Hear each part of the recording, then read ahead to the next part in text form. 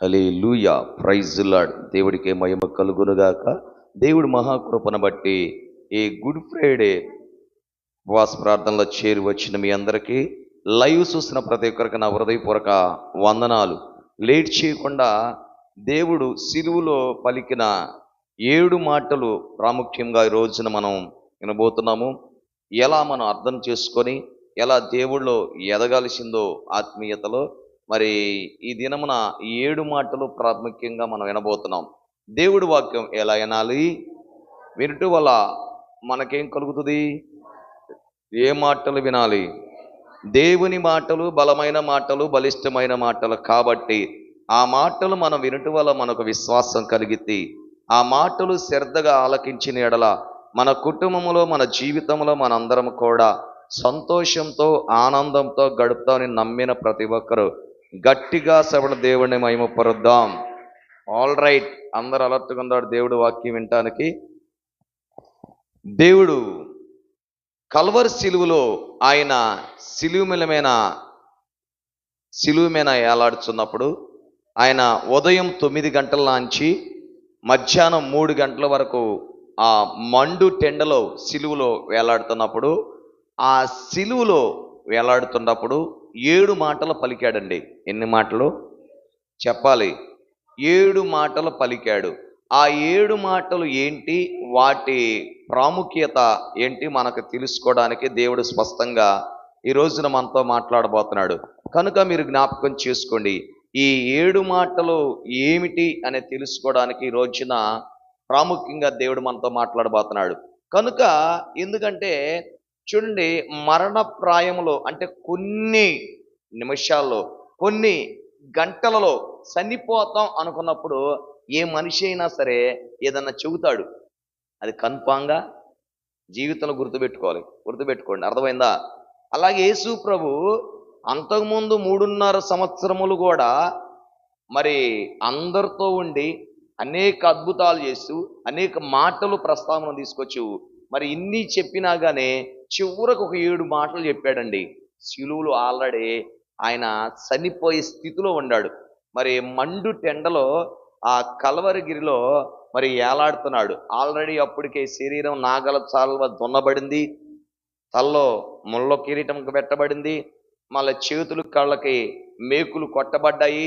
అలాగే ఆ సిలువ ఎక్కడి నుంచో మోసుకొని రావటము, మరి ఎంత భయంకరమైన స్థితిలో ఉన్నాడు. కనీసం అంటే ప్రాణాప్రాయంలో, ఇంకేం లేదు, త్రుటిలోనే ప్రాణం పోయిద్దండి, కొన ఊపిరితో ఉంది అనుకున్నట్టుగా మీకు చెప్తున్నా. ఎందుకంటే ఆ సమయంలో కనీసం ఏం మాట్లాడాడు అది చాలా ప్రాముఖ్యం. కనుక 7 మాటలు ఏందో ఈ రోజున మనం జీవితంలో 7 మాటలు గుర్తుపెట్టుకుంటే మీ జీవితం ధన్యతైతండి. ఎందుకంటే ఇన్ని చెప్పాడు దేవుడు బ్రతుకున్నప్పుడు 3.5 సంవత్సరాలు కూడా, కానీ చనిపోయే స్థితిలో ఉన్నప్పుడు 7 మాటలు ప్రాముఖ్యము. ఎందుకంటే ఏం చెప్పాడో ఈ రోజున మనం జీవితంలో గుర్తుపెట్టుకొని మనం ఆ మాటల ద్వారా ఆత్మీయతలు ఎదిగితే మనం ఆయనలాగా చెప్పాలి పరలోక రాజ్యంలో వెళ్తాం. ఈ మాటలు చాలా ప్రాముఖ్యం. అందరూ లేట్ చేయకుండా మరి 7 మాటలు ఈ రోజున స్పష్టంగా దేవుడు ఏం మాట్లాడాడో, మనం ఎలా ఈ రోజున ఆత్మీయంగా ఎదగబడాలో తెలుసుకున్నాం. మొట్టమొదటి మాట లూకా సువార్త 23 అధ్యాయం 34వ వచనం, 77 నెంబర్ పేజీ. బైబిల్ తెరవాళ్ళందరూ కూడా నూతన నిబంధన 77 నెంబర్ పేజీ, లూకా సువార్త. అందరు బైబిల్ తెరవాలి. నూతన నిబంధన 77 నెంబర్ పేజీ, లూకా సువార్త 23 అధ్యాయం 34వ వచనం చదువుకుందాం. యేసు, తండ్రి వీరేమి చేస్తున్నారో వీరు ఎరుగురు గనుక వీరిని క్షమించమని చెప్పిన. వచ్చిన ప్రార్థన చేసుకున్నాం, ఎక్కడ కళ్ళు మూసుకుందాం. మహాపరిశుద్ధుడు గల ప్రేమ గల తండ్రి, ఈ వాక్య భాగం నుంచి కూడి వచ్చిన బిడ్డలతో నిలబడినతో అయా లైవ్ చూసిన ప్రతి ఒక్కరితో కూడా మీరే మాట్లాడి బలపరచమని వేడుకొనిస్తున్నాను. అయానికి స్తోత్రాలు. యేసయ్య అతి పరిశుద్ధ నామమున ప్రార్థించి అడిగి వేడుకొనిస్తున్నాము మా పరమ తండ్రి, ఆమేన్. నా ప్రియ బిడ్డలారా, మీరు జ్ఞాపకం చేసుకుంటే దేవుడు ఇక్కడ స్పష్టంగా కల్వరిగిరిలో సిలువ వేయించిపెట్టినప్పుడు ఆ సిలువలో పలికిన మొట్టమొదట మాట ఏంటంటే, వీరేమి చేస్తున్నారు వీరు ఎరుగురు గాని క్షమించమన్నాడు. అంటే అప్పుడు వరకు ఏం చేసి ఉంటారు వీళ్ళందరూ? మరి అంతే కదా, మనం ప్రశ్నించుకోవాలి. అప్పటి వరకు ఏం చేసి ఉంటారు? వీళ్ళని క్షమించమన్నాడు అంటే భయంకరంగా కొట్టారండి. ఒక్కడ దక్కు 40 దెబ్బలు కొడతంటే ఒక్కొక్క దెబ్బ ఆ కొరడాకి ముళ్ళు ముళ్ళు ఉంటాయి. అవి కొట్టంగానే నాగట సాల్వల శరీరం దున్నిబడిందండి. ఆయనలో పాపముందా? ఆయనలో దోషముందా? ఆయనలో కపటముందా? లేదుగా. ఏ పాపం లేని వాడిని, కపటము లేని వాడిని ఈ రోజున ఇంతగా కొడతాం ప్రాబ్లం చూడండి. అందుకనే దేవుడు స్పష్టంగా అంతకుముందు ఏం జరిగిందంటే ఆయన కొట్టారు, తలలో ముళ్ళ కిరీటం పెట్టారు, శిలువును మెడ మీద వేశారు, మోసుకుంటా మోసుకుంటా మోసుకుంటా కలవరగిరిలోకి వచ్చినాక అక్కడ వదిలిపెట్టల వాళ్ళన. వదిలిపెట్టారా? కాళ్ళకి చేతులకి మేకులు కొట్టేసేసి ఆ సిలువుకి ఎత్తేసి నిలబెట్టారండి మండు టెండలో. ఇప్పుడు ప్రభు అంటున్నాడు, వీళ్ళేమి చేస్తున్నారో వీరు ఎరుగురు గాని వీళ్ళని క్షమించు అన్నాడు. నా ప్రియ బిడ్డలారా, మన బైబిల్ గ్రంథంలో మీరు జ్ఞాపకం చేసుకుంటే క్షమించు ఏందంట చాలా ప్రాముఖ్యం. క్రైస్తవ జీవితంలో క్షమించాలి. నీ శత్రువును కూడా ఏం చేయాలి? నువ్వు ప్రేమించాలి. శత్రువును గురించి కూడా నువ్వు ప్రార్థన చేయాలి. ఎందుకంటే క్రైస్తవ జీవితంలో ఉన్నావు అనంటే, నువ్వు దేవుడు బిడ్డగా నువ్వు ఎదుగుతున్నావు అంటే ప్రాముఖ్యంగా కన్ఫామ్గా దేవుడి దృష్టిలో నువ్వు ఏమని ఉండాలి? తన బిడ్డగా ఉన్నప్పుడు నీ హృదయంలో క్షమాపణ రావాలి. అది ఎంతల వాళ్ళైనా సరే. ఏంటంట? ఎంతల వారు, నీ భర్త అయినా సరే. చూడండి, ఒక్కొక్కళ్ళు అంటారు, ఇదిగో ఎవరినైనా క్షమిస్తాను కానీ నా భర్తను క్షమించనంట ఒక్కొక్క. ఏందంట చెప్పాలి? ఎవరినైనా క్షమించదంట జీవితంలో, భర్తను మటుకు క్షమించదంట. ఎందుకని? భర్త శత్రువా? మరి దేవుళ్ళు ఉండ నీవు, ఈ రోజున బాత్మీసం తీసుకున్న నీవు, దేవుళ్ళు ఎదుగుతున్న నీవు, నీ భర్త నీకు శత్రువా? కాదుగా. దేవుడి నీకు ఎందుకు ఇచ్చాడు ఆ భర్తని? భర్త నీకు అయిష్టంగా ఉండా, నిన్ను ఇబ్బంది పెడుతున్నా, ఎంత క్రూరంగా ఉండా, నీ హృదయంలో ఉండాల్సిందేంటి? చెప్పాలి, క్షమాపణ ఉండాలి. ఎందుకంటే దేవుడు అందుకన్నాడు, మీరు క్షమించబడాలంటే ఏం చేయాలి? క్షమించాలా లేదా? అందుకని మీరు ముందు క్షమించబడాలి. క్షమించబడాలంటే మీరు ఎదట వాళ్ళని క్షమించాలి. ఈరోజు నా క్షమాపణ ఉందా నీ జీవితంలో? క్షమాపణ ఉందా? చెప్పాలి. అయ్యా, పేతురు అడిగాడు, నా సహోదరుడు 7 మార్లు తప్పు చేసి క్షమించమంటావంటే దేవుడు అన్నాడు, ఎన్నిసార్లు? 7 మార్లు కాదు, 77 సార్లు అన్నాడు. అంటే అన్ని సార్లు క్షమించాలంటే క్షమించాలి. నీ జీవితంలో క్షమాపణ అనేది రావాలి. ఎందుకంటే ఈ రోజున నువ్వు దేవుడు నిన్ను క్షమించాడు కాబట్టి నువ్వు అందరిని ఏం చేయాలి? క్షమించాలి. ఈరోజు నువ్వు ఈ స్థితిలో ఉన్నావేం తప్పు చేయలేదా? నువ్వేం తప్పు చేయలేదండి, చేశాం. ఒక్కొక్కళ్ళు అంటే మన కంటిలో నలుసు పెట్టుకొని చూస్తారు లేదా? ఎందుకు చూస్తున్నారు మీరు? అంటే మనం తప్పు చేయలేదా? చేశాం. మనము కూడా పొరపాటు చేశాం. కానీ దేవుడు అదే అన్నాడు, ఆ రోజున దేవుని అంతగా ఇబ్బంది పెట్టినా, అంతగా నలగొట్టబడ్డా, అంతగా ఇబ్బంది పెట్టినా ఎన్ని మాటలు అన్నారంటే దూషణ మాటలు, భయంకర అపహాసం చేశారు. అయినా సరే వీరేం చేస్తున్నారు? వీరు ఎరుగురు కానీ వీళ్ళని క్షమించు అన్నాడు. ఈరోజు నీ జీవితంలో క్షమాపణ రావాలి. ఉందా నీ జీవితంలో? చెప్పాలి. నీ జీవితంలో క్షమాపణ రావాలి. దేవుడు అదే కోరుకుంటున్నాడు ఈ రోజున. ఎందుకంటే చాలా మంది జీవితాల్లో ఆశీర్వదించబడడానికి కారణం ఏంటంటే పడలేకపోవడానికి ఆ క్షమాపణ లేదు. కొంతమంది చూడండి, ఏదైనా చెప్పినా వాడి జీవితం మొత్తం గుర్తుపెట్టుకుంటాడు. ఎవరినైనా చేపిస్తా కానీ మావిడిని మడికి చేయించను అంటాడు ఒకడు. అంటాడు లేడా? ఉంటాడు ఒకడు ఉంటాడు. ఎవరినన్నా చేమిస్తాను కానీ దీన్ని మడికి చేయించను, దీన్ని కోసి నరకం ఇడిచినా సరే దీన్ని బట్టి క్షమించను అంటాడు. అంత తప్పు చేసిందా? మరి నువ్వేం చేయలేదా? నువ్వు చేసావు. ఎందుకంటే దేవుడు అదే అంటాడు, ఈ రోజు నువ్వు తప్పు చేసి ఎదటి వారు తప్పులు ఎత్తి చూపెట్టేలాగా ఉండకూడదు. ఆల్రెడీ నువ్వు తప్పు చేసి ఉండావు. దేవుడు నిన్ను క్షమించిన ప్రకారం నువ్వు అందరిని కూడా ఏం చేయాలి? క్షమించాలి. ఆ క్షమాపణ నీ జీవితంలో కలగాలని కోరుకుంటున్నాడు ఈ రోజున. ఎందుకంటే మన జీవితాల్లో మొట్టమొదటి మాట గుర్తుపెట్టుకొని 7 మాటలు ఈరోజు ప్రాముఖ్యంగా మనం క్షమించబడినప్పుడే మనం ఆశీర్వదించబడతాం. కొంతమంది అంటారు, ఇదిగో పాస్టర్ గారు 2001 సంవత్సరంలో మా కుటుంబాన్ని చాలా ఇబ్బంది పెట్టారండి వీళ్ళు. అందుకని నేను వీళ్ళ మటుకి క్షమించను. ఒక ఆయన అంటాడు, రేయ్ పాస్టర్ గారు ఏదో బల్లారాధన ఇస్తున్నాడు అంటరా, బల్లబరుతున్నాడు అంట, నేను వెళ్ళొస్తా. ఈ లోపులో ఇగో పక్కింటోడు వాదిస్తా ఉండు, నేను ఈ బల్లలపై వేసి మళ్ళా వచ్చి దేవుడు అది చెప్పాడా? దేవుడు అది చెప్పాడండి. నీ అర్పణలు బలిపీఠం మీద అర్పించబడాలంటే ముందు నీ హృదయంలో ఏముందో వాళ్ళని చిత్ర క్షమించిరా అన్నాడు. క్షమించాల క్షమించట్ల ఈ రోజున చాలా మంది. ఎందుకంటే తోడుకోవడం క్షమించలేని ఉంటారు, ఉండారా లేరా?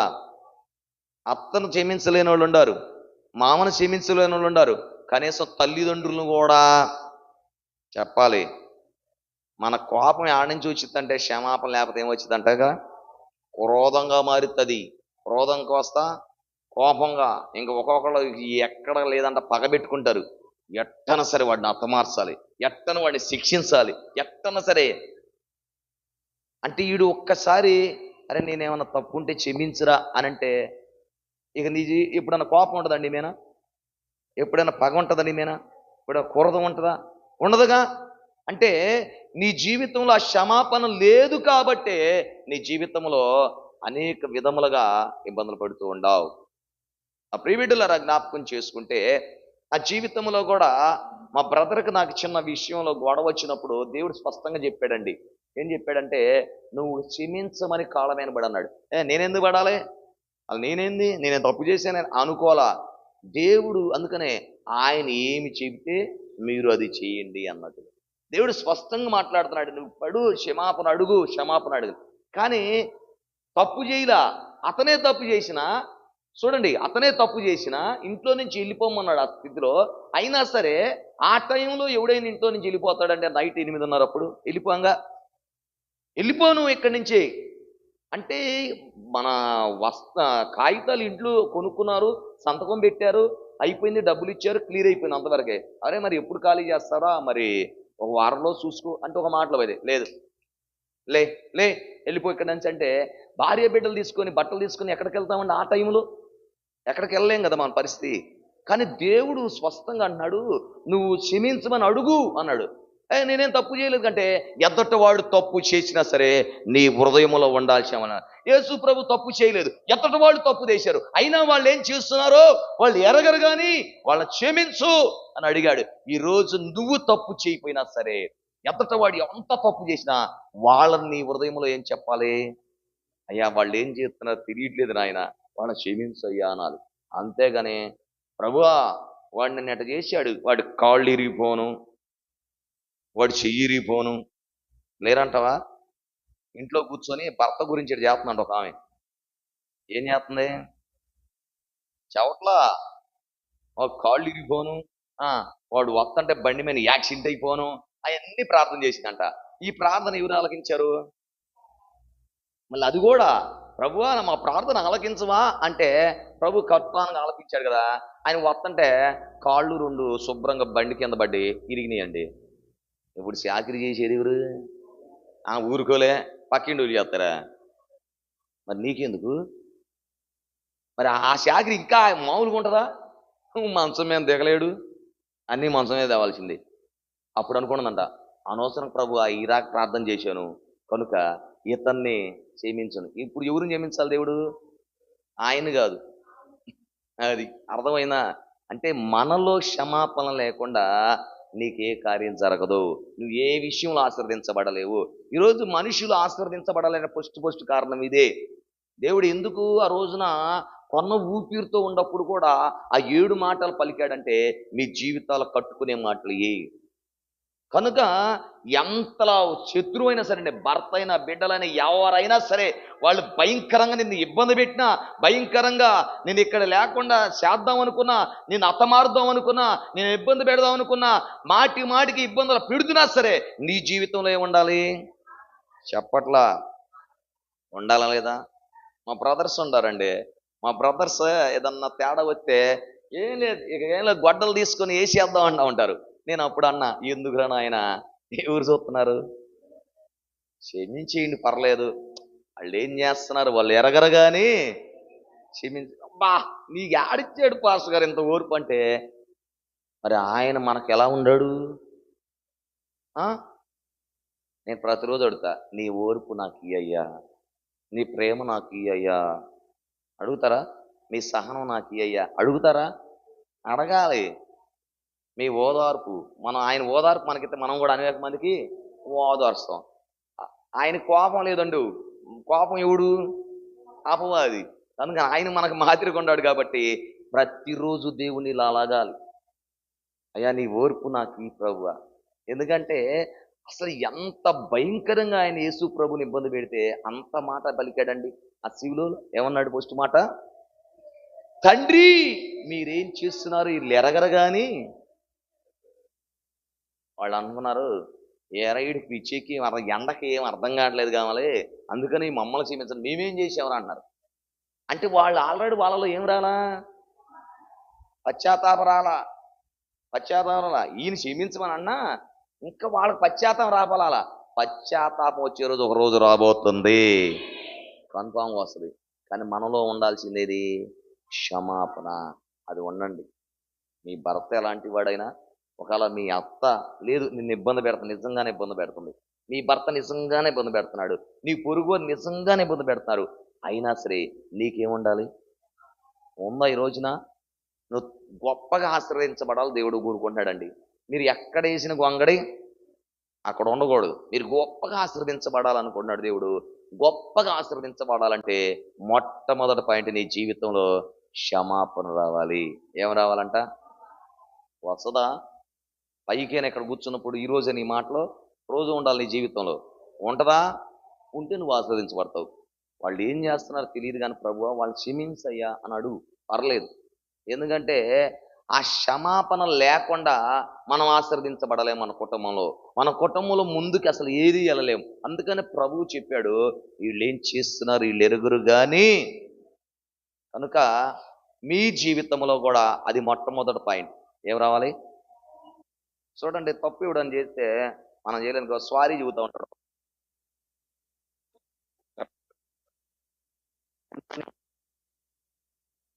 ఏమంటారు? సారీ అబ్బా అంటారు. అంటే వీళ్ళు ఆల్రెడీ వీళ్ళు ఎదట వాళ్ళు చేయకపోయినా వీళ్ళు ఎందుకు చెబుతారు? మరి తప్పు చేసిన నేనే కదా, నువ్వెందుకు నా సారీ చెబుతా అంటే దేవుడు అది నేర్పాడు. ఏం నేర్పాడు? మనకు నేర్పాడండి అది.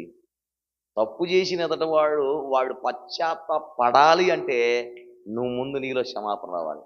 అది పర్లేదులేరా అని అన్నావు అనుకో, వాడు అనుకుంటాడు తప్పు చేసింది నేను కదా, నీలో ఎందుకు ఎంత పాయింట్ వచ్చిందంటే అక్కడ దానిని బట్టి దేవుడు ఎక్కినేస్తాడు. అర్థమైందా? ఆ రోజు ఆ ఆవేశంలో అంత మా బ్రదర్ మాట్లాడినా ఆ రోజు నేను ఎప్పుడైతే క్షమాపణ అడిగానో ఆ తర్వాత నుంచి దేవుడు అద్భుతాలు చేయడం మొదలుపెట్టండి. మా బ్రదర్స్ అన్నదమ్ముల విషయంలో ఎప్పటికప్పుడు ఎప్పుడైనా సరే మా ఇంటికి వాళ్ళ ఇంటికి ఆహ్వానించి మరి ప్రార్థన చేసుకుంటారు. దేవుడు అద్భుతంగా బిడ్డనిచ్చాడు. మరి ఎప్పటికి వెళ్ళినా కూడా మా ఇంట్లోనే మాకు భోజనం కూడా ఉండదు, కొట్టలా గట్టిగా. ఎందుకని? ఆ రోజు నేను క్షమాపణ అడిగాను కాబట్టి. ఈరోజు మీరు కూడా అది రావాలి మీకు. తప్పు చేసిన ఎదటవాడైనా సరే, నీ బిడ్డలే తప్పు చేసినా సరే క్షమించమని అడగాలి. అయ్యా నేనేం చేయకపోయినా సరే ఎందుకు నా మీద ఇంతగా నిందలేస్తున్నారు, ఎందుకు నా మీద ఇంతగా అవమానపరుస్తున్నారు, నేను ఏ తప్పు చేయకపోయినా ఏ పాపం చేయకపోయినా అనేక రకాలుగా ఇబ్బంది పెడుతున్నారు అన్నా సరే నీ జీవితంలో మొట్టమొదటి పాయింట్ ఏముండాలి? చెప్పాలి. కొంతమంది భార్యలు ఏ తప్పు చేయని భర్తలు అనేక రకంగా అనుమానించేవాళ్ళు ఉంటారు లేరా? ఉంటారు. కొంతమంది ఉంటారుగా అనుమానిస్తూ ఉంటారు. అయినా నీ జీవితంలో ఏం రావాలి? నన్ను అనుమానిస్తావా, నీ సంగతి చూస్తా అనవాక అని చెప్పి ఇవాళందరూ మీ నాన్నకు ఉందే కారం రెడీ చేయరా అనవాక. నీకేముండాలి? దేవుడు నిన్ను క్షమించిన ప్రకారం నువ్వు కూడా, మీరు ఒకరినొకరు ఏం చేయాలి? క్షమించబడాలి. ఒకరినొకరు ఏం చేయాలి? క్షమించబడాలి. అందుకని మీరు క్షమించబడాలి, ఫస్ట్ పాయింట్. రెండో పాయింట్లోకి వెళ్దాం. లోకాసు వార్త 23వ అధ్యాయం 43వ వచనం. 43వ వచనం.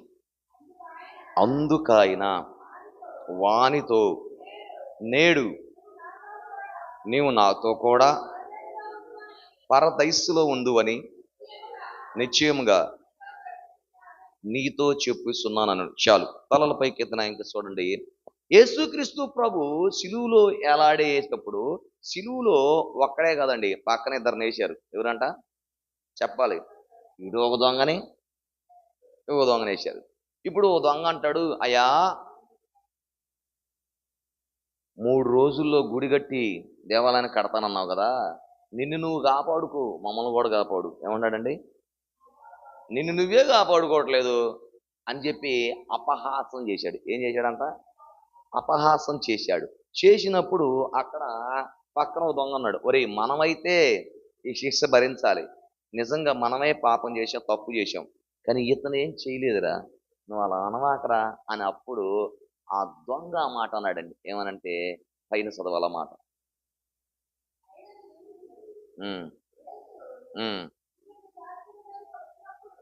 41.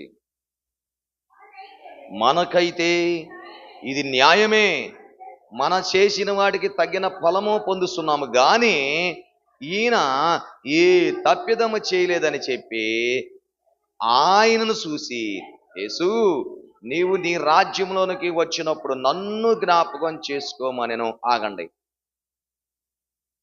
ఏ క్షణంలో అన్నాడండి అసలు ఆ మాట? చెప్పలేక కొన్ని క్షణాల్లో చనిపోతున్నాడు. అంటే అప్పటి వరకు వీడు పాపం చేయలేదా?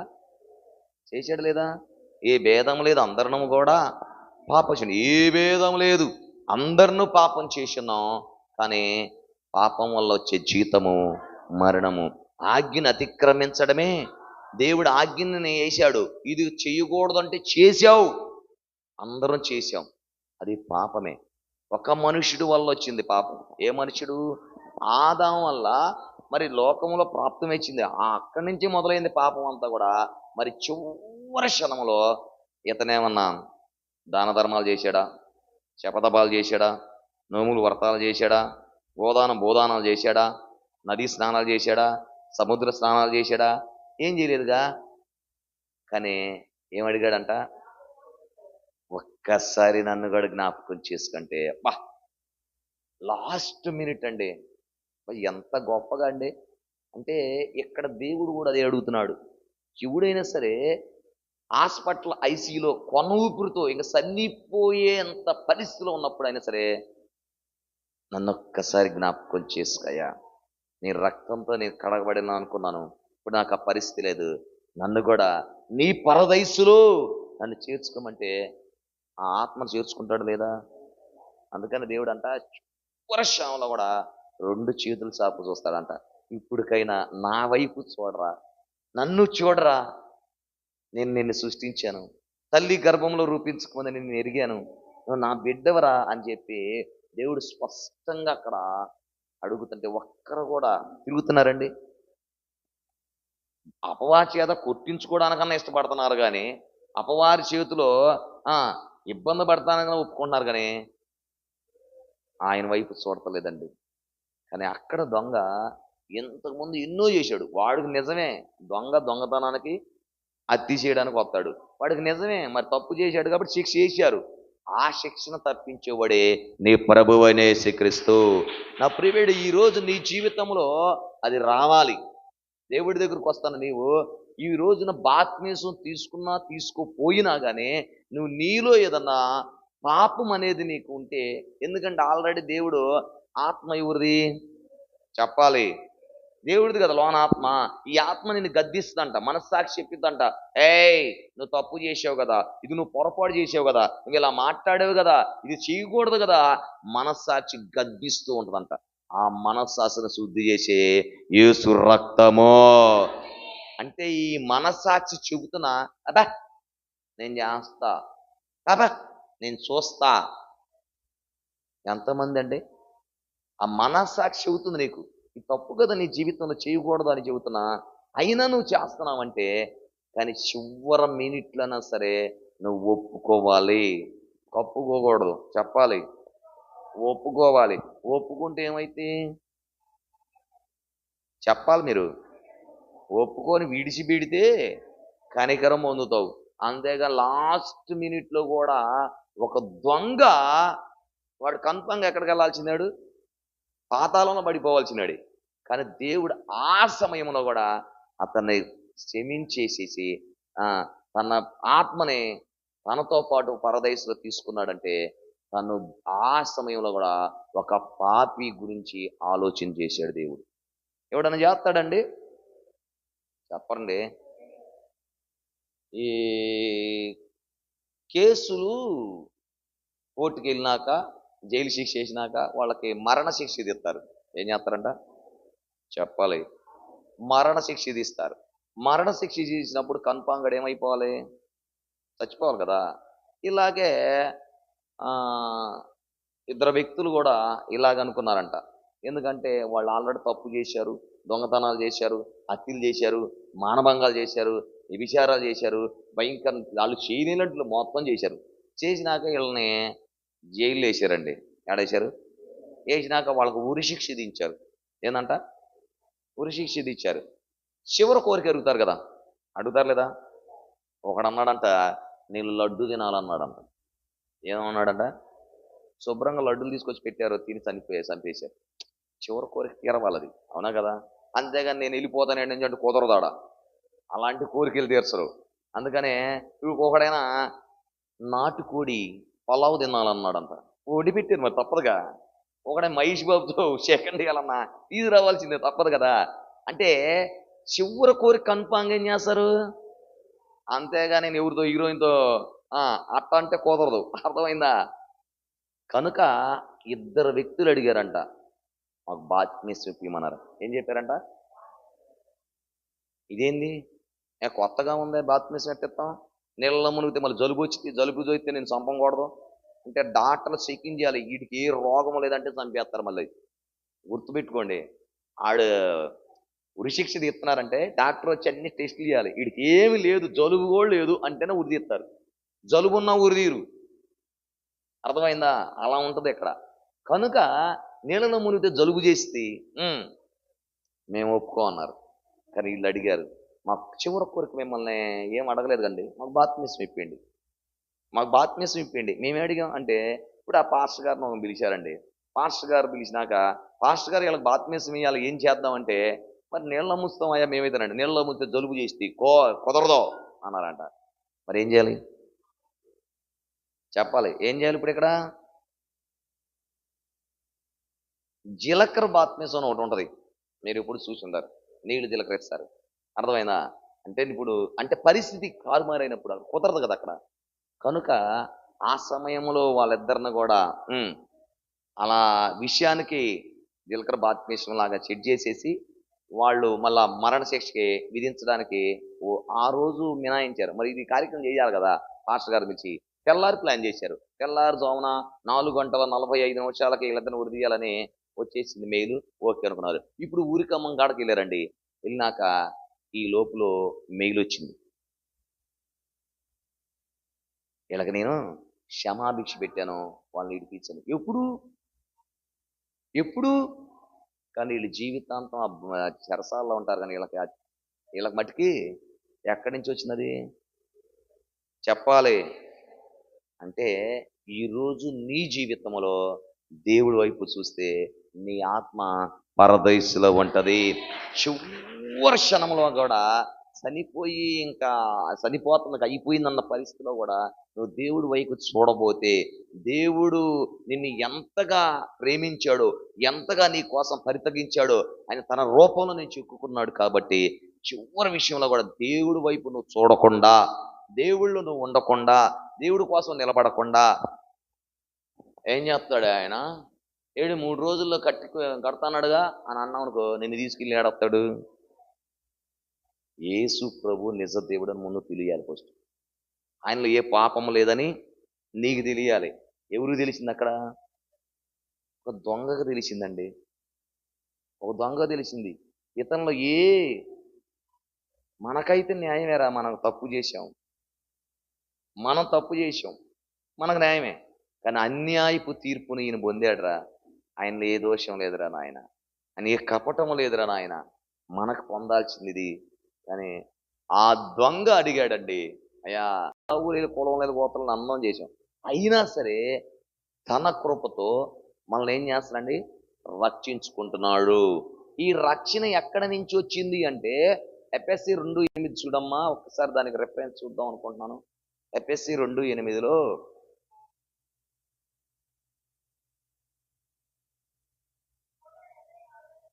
174 నూతన నిబంధన ఎఫ్ఎస్సి సంఘంతో పౌలు గారు ఒక మాట చెప్పాడు. ఆ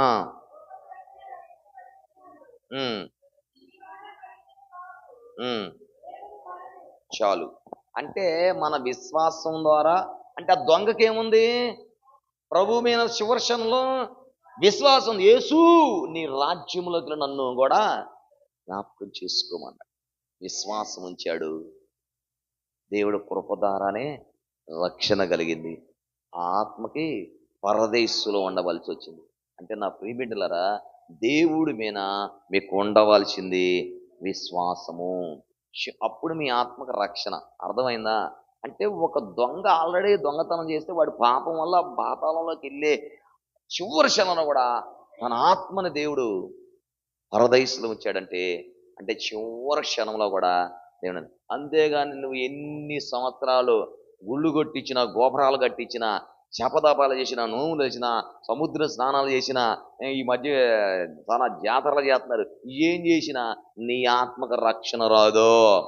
ఉచిత రాదు. నీ ఆత్మకు రక్షించినవాడు ఒకే ఒక్కడు, నేను ప్రకటిస్తున్న ప్రభువు యేసుక్రీస్తు మాత్రమే. ఆయన ఒక్కడే నీ ఆత్మకు రక్షణ ఇచ్చేది. కానీ చివరి క్షణంలో కూడా దొంగ ఆత్మను కూడా పరదేశంలో ఉంచేటట్టు చేశాడంటే, ఈ రోజు నీకు ఉండవలసింది ఏంటంట? విశ్వాసము. ఆయన కృప ద్వారానే కానీ నువ్వేదో గొప్పవాడని, మంచివాడని, నువ్వేదో మంచి పనులు చేసేవని కాదు. ఈ మధ్య చాలా మంది చేస్తున్నారు. దేవుడు అన్నాడు, ఏమన్నాడు చెప్పాలి. మొన్న సిస్టర్ ఫోన్ చేసిందండి, బ్రదర్ నేను చాలా మందికి సహాయం చేస్తున్నా, పేద పిల్లలకి చదివిస్తానికి డబ్బులు ఇస్తున్నాను, పుస్తకాలకు ఇస్తున్నాను, ఇంకా చాలా పేర్లు చెప్పింది, చాలా చేసింది ఆమె కూడా. ఇట్లా చేస్తూ ఉంటే అన్నీ చేసినాక నేనేమన్నానంటే, ఇవన్నీ దేవుడి దృష్టిలో మురికి గుడ్డలాగా ఉండే అన్న. ఆమెకు అర్థం కాల. మురికి గుడ్డలేంది అంది. అప్పుడు నేను అన్నా, ఇవన్నీ చేసిన దేవుడి దృష్టిలో, మానవుల దృష్టిలో నువ్వు గొప్పదానివి. ఎందుకంటే నువ్వు అన్నీ చేసావు కదా, వా నీ అంత తోడు లేడని పొగుడుతారు. ఆయన బాగుండవు. కానీ నువ్వు దేవుడి దృష్టిలో ఎక్కడే ఉండవు. దేవుడి దృష్టిలో అక్కడ ఉండాలి అంటే ఇవన్నీ కాదు. నువ్వు దేవుడి కోసం ఏం విశ్వాసం ఉంచావు అంటే దేవుడు ప్రేమ క్రియలో చూపియాలి అంటే దేవుడు మందిరానికి రాకుండా కాదు, దేవుడు ఎదగకుండా కాదు, రోడ్ల మీద తిరుగుతూ వచ్చేవాళ్ళు అందరికీ భోజనాలు పెట్టుకోవడం కాదు. నువ్వు దేవుడిని కాదనుకున్నది ఏం చేసినా అంటే దేవుడిని ఏం చేయాలి? మొట్టగా చెప్పాలి, ప్రేమించాలి. నువ్వు మనుషులు ప్రేమిస్తంత మాత్రాన మనుషుల మీద నీకు ప్రేమ ఉంటుంది, కానీ దేవుడు ఉంటుందా? ఉంటుంది కదా. ఈ దొంగకి అతను పక్కనోడు అపవాసం చేసిన ఈ దొంగ మట్టుకి ఆయన మీద ప్రేమించాడండి. ఆ సమయంలో కూడా ప్రేమించాడు. నువ్వు ఊరుకో, యేసు ఏముంది అక్కడ? యేసును ప్రేమించి చివరిసార్లు విశ్వాసం ఉంచి అడుగుతున్నాడు, నన్ను కూడా. ఎన్నిసార్లు అన్నావు అడిగారు ఈ విషయంలో? నన్ను జ్ఞాపకం చేసుకోయా ఎసయ్యా, నన్ను జ్ఞాపకం చేసుకోయా. చేసుకుంటాడు లేదా? నోవాపు ఓడలోకి వెళ్ళాక నోవాపుని దేవుడు జ్ఞాపకం చేసుకోదు వచ్చేవాడు బయటికి. డోర్ వేసింది ఎవరు? దేవుడు వేసాడు. ఇప్పుడు ఆ డోర్ తీసేది ఎవరు? మళ్ళీ ఎవరు తీస్తారండి? సీలు పూసాడంట దేవుడు, ఇంక తీసే పని లేదు. లాక్ వేస్తే ఈ మధ్య ఏదో గుద్దుతారు స్టాంపులు, తీయలేరు, వాళ్ళు వచ్చి తీయాల్సిందే, అంతే కదా. దేవుడే సీలేసేసాడు. ఇప్పుడు దేవుడు జ్ఞాపకం చేసుకున్నాడు కాబట్టి నోవాపు ఓడలో నుంచి బయటకు వచ్చాడు. ఆ ప్రియబిడ్డ, ఈరోజు దేవుడు నిన్ను జ్ఞాపకం చేసుకుని దేవుడి మీద నువ్వు విశ్వాసం ఉంటే రక్షణ పొందితేనే, లేకపోతే ఏ ఒక్కరు కూడా ఉండలేరు. తర్వాత మూడో మాట చూద్దాం అనుకున్నా. చూడు, యోహాను సువార్త 9వ అధ్యాయం 26-27 వచనాలు. 100 పేజీ నంబర్ 100, 9వ అధ్యాయం 26-27. 26-27. యేసు తన తల్లియు తాను ప్రేమించిన శిష్యుడును దగ్గర నిలుచుండదు చూసి, చూడు ఇది అండర్లైన్, అమ్మా ఇదిగో నీ కుమారుడు అని తన తల్లితో చెప్పెను. తర్వాత శిష్యుని చూసి ఇదిగో నీ తల్లి అని చెప్పెను. ఆ గడియ నుండి ఆ శిష్యుడు ఆమెను తన ఇంట చేర్చుకొనెను. చాలు, అందరు తలపైకి చూడండి. ఇక్కడ యేసు ప్రభుకి ఎంతమంది శిష్యులు ఉన్నారండి? చెప్పాలి. 12 మంది ఉన్నారు. ఒక శిష్యుడు ఆల్రెడీ ఏం చేశాడు? ఎవరైనా ఇస్కరియోత యూద అంతమందిలో ఉన్నప్పుడు యేసు ప్రభు ఒకటి అడిగాడు. ఏమన్నాడంటే, మీలో ఒకడు నన్ను అప్పగిస్తున్నాడు అని చెప్పాడు. అని చెప్పినప్పుడు ఇప్పుడు యూద ఏమన్నాడు? అలా నేనా ఏమన్నాడండి? నేనా అడిగాడు. దావీదు అట్టంలా నేను తప్పు చేశాను నేనే అన్నాడు. నేనా అన్నదానికి నేనే అన్నదానికి ఎట్ట తేడా ఉంది చెప్పాలి. ఉందా లేదా? కొంతమంది అంతే, ఎరా నువ్వు తప్పు చేశావంటే నేనే తప్పు చేశానయ్యా అని ఒప్పుకున్నాడు దావీదు. ఏదో ఒప్పుకున్నాడా? ఒప్పుకోలా. ఈరోజు మీలో యోధాలు లాంటి వాళ్ళు ఉండారు, దావీదు లాంటి వాళ్ళు కూడా ఉండారు. సేవకుడు నోటి నుంచి ఏదని చెప్పినప్పుడు ఎరా ఇలా చేస్తున్నానంటే నేనో అనవాక, నేనే నిజంగా తప్పు చేశానయ్యా ఒప్పుకో, కనికరించబడతావు. అర్థమైందా? ఇక్కడ యోధా హతమార్చబడ్డాడు అంటే యోధా అక్కడి నుంచి తప్పిపోయాడు. తప్పిపోయినాక ఇంకెంతమంది ఉండారు? 11 మంది ఉండారు. 11 మంది శిష్యులు కలిసి యేసు ప్రభు వెంట ఉన్నారా? ఎంతమంది ఉన్నారు? ఒక్కడే ఉండడంట. ఒక్కడేనండి. ఆ ఒక్కడు నువ్వు అవ్వాలి. ఈ రోజున యేసు ప్రభుని సిలువ వేసినప్పుడు ఎవడు లేడంటే అందరు పారిపోయారు. ఆ ఒక్కడే యేసు ప్రభు పక్కనే ఉన్నాడంట. ఎంత అంటే ఆయన సిలువలో కొన ఊపిరితో మండు టెండలో పలికినప్పుడు ఆ స్వరం ఎంత దూరం వినబడదో అంత దగ్గర ఉన్నాడంట. తన రొమ్మును అనుకునేవాడు అన్నాడు యోహాను గారు. అర్థమైందా? అంటే ఇప్పుడు సపోజ్ నేను ఇక్కడ ఉన్నానండి, బాయ్ ఎంతమంది రోడ్డు నేను కనపడతా అంటే నువ్వు కూడా ఎంత దగ్గరకు రావాలి దేవుడికి చెప్పాలి, అంత దగ్గరకు రావాలి. నీ జీవితంలో యేసు ప్రభుకి అంత దగ్గరకు వస్తే దేవుడిని నువ్వు అత్తుకుంటే దేవుడు నిన్ను అత్తుకుంటాడు. దేవుడు అనుకున్నాడు నేను అత్తుకోవాలనుకున్నాడు, నువ్వేం దూరం వెళ్ళిపోతున్నావు, బాధపడతలే ఆయన. ఇప్పుడు సపోజ్ అండి మీ తండ్రి ఉన్నాడు, మీ తండ్రి అనుకుంటాడు ఆ కుమ్మాన్ని ఒక్కసారి కౌగిలించుకుందాం అనుకుంటున్నాడు. ఎంత పిల్లాడప్పుడు కాదు చెప్పాలి, పెద్ద అప్పుడు కూడా అనుకుంటున్నాడు. అనుకున్నప్పుడు ఒక్కసారి కౌగిలించుకుంటే వాడులో ఉన్న ఎంత బాధ ఉందా, మా డాడీని ఎంత కౌగిలించుకునేప్పటికీ వాడు భారం అంతా దిగిపోతాడు. ఒకసారి తండ్రులు మీ బిడ్డలను ఒక్కసారి కౌగిలించుకోండి. చూడండి, నేను ఎప్పుడన్నా సేవకులు వచ్చినా కానీ దూరం నుంచి ఎవరన్నా వచ్చినా సెకండ్ ఇస్తారు, తర్వాత తక్కువ చేసుకుంటారు. ఆ భారం అంతా ఏమైతే మనలో పెద్ద భారం ఏముంటుంది, అలా అతుక్కోగానే ఎంతగా ఉంటుందంటే ఎంత దగ్గరకి అతుక్కున్నాడండి అంటే ఎంత దగ్గరకు అతుకున్నాడు. 4 సెకండ్ నుంచి అక్కడ కాదు, ఎంతగా ప్రేమిస్తేనే అంత అతుక్కున్నాడు. ఈరోజు అది రావాలి మీకు. యేసు ప్రభు అక్కడ సిలువ మీద మండు టెండలో పలుకుతున్న 3వ మాట అదే. ఎంత దగ్గరగా ఉన్నాడంటే యోహాను గారు రొమ్మును అనుకునేవాడు అని రాయపడింది. అంత దగ్గరగా ఉన్నాడంట. ఈరోజు దగ్గర ఉన్నవాడికి పని చెబుతాడు, దూరం ఉన్నవాడు చెబుతాడా? ఎట్లా ఫోన్ చేసి అరే ఎక్కడ ఉండవరా అంటాడా? దగ్గర ఉండవాడు చెబుతాడా? చెప్పాలి, దగ్గర ఉండేవాడికి పని చెబుతాడు. ఎందుకంటే నువ్వు ఎంత ఇష్టమో అని. నువ్వు అంత ఇష్టం అండి దేవుడికి, అందుకని నువ్వు ఎత్తి చెబుతాడు. ఇప్పుడు నేనున్నాను సేవకుడిని, నాకు ఎక్కడో ఉండవాళ్ళ చెబుతానా, దగ్గర ఉండవాళ్ళ చెబుతానా? ఇప్పుడు దగ్గర ఉందనుకో నిద్రపోవక, దగ్గర ఉందనుకో అమ్మా ఇది ఈ పని అయినా చెబుతాను, అవునా కదా? దూరం ఉంటే చెబుతానా? చెప్పను కదా. దూరం ఉంటే ఏమంటదలా మా మాట అనుకుంటాం. అదే దగ్గరకు ఉంటే అదే ఇది చేయరా అని చెబుతాం. ఇక్కడ కూడా అక్కడ ఒక మాట చెప్పాడు ఏంటంటే చదవాలి. అమ్మా ఇదిగో కుమారుడు. అంటే తల్లి ఎంత దగ్గరగా ఉంటే ఆ తల్లిని శివర్షంలో కుమారుడికి అప్పచెబుతున్నాడు. ఏమైంది ఇక్కడ చెప్పాలి, అప్పచెబుతున్నాడు అంటే నీ భారం, ఆ తల్లి భారము కుమారుడికి అప్పచెబుతున్నాడు. అంటే ఒక సమస్యని ఇంకొకరికి అప్పచెబుతున్నాడు. అలాగే నీకు ఏ భారం ఉండా ఆ భారం ఎవరు ఒకరికి దేవుడు అప్పచెబుతాడా లేదా? అందుకని అనుదినం మన భారాన్ని మోస్తున్నా అన్నాడు. ఇప్పుడు నీకున్న సమస్యని ఆయనకి ఎట్ట తెలిసింది? దూరం కూడా తెలిసిదా, దగ్గర కూడా తెలిసిదా? ఇప్పుడు దగ్గరగా ఉండాలా, దూరం వెళ్ళాలా? చెప్పాలి. దేవుడికి దగ్గరగా ఉండాలి. నువ్వు అత్తుకునేటట్టు ఉండాలి దేవుడిని. దేవుడు నిన్ను అత్తుకునేటట్టు ఉండాలి. అంతేగాని ఎక్కడో ఉండవాక. ఎక్కడో ఉండడు అవసరమా? దేవుడికి దగ్గరకు వచ్చినాడు అవసరమా? ఉరుగురుడు అవసరమా? ఉండూరుడు అవసరమా? అందరికి అవసరం. దేవుడికి ఎక్కడ ఉండాలి.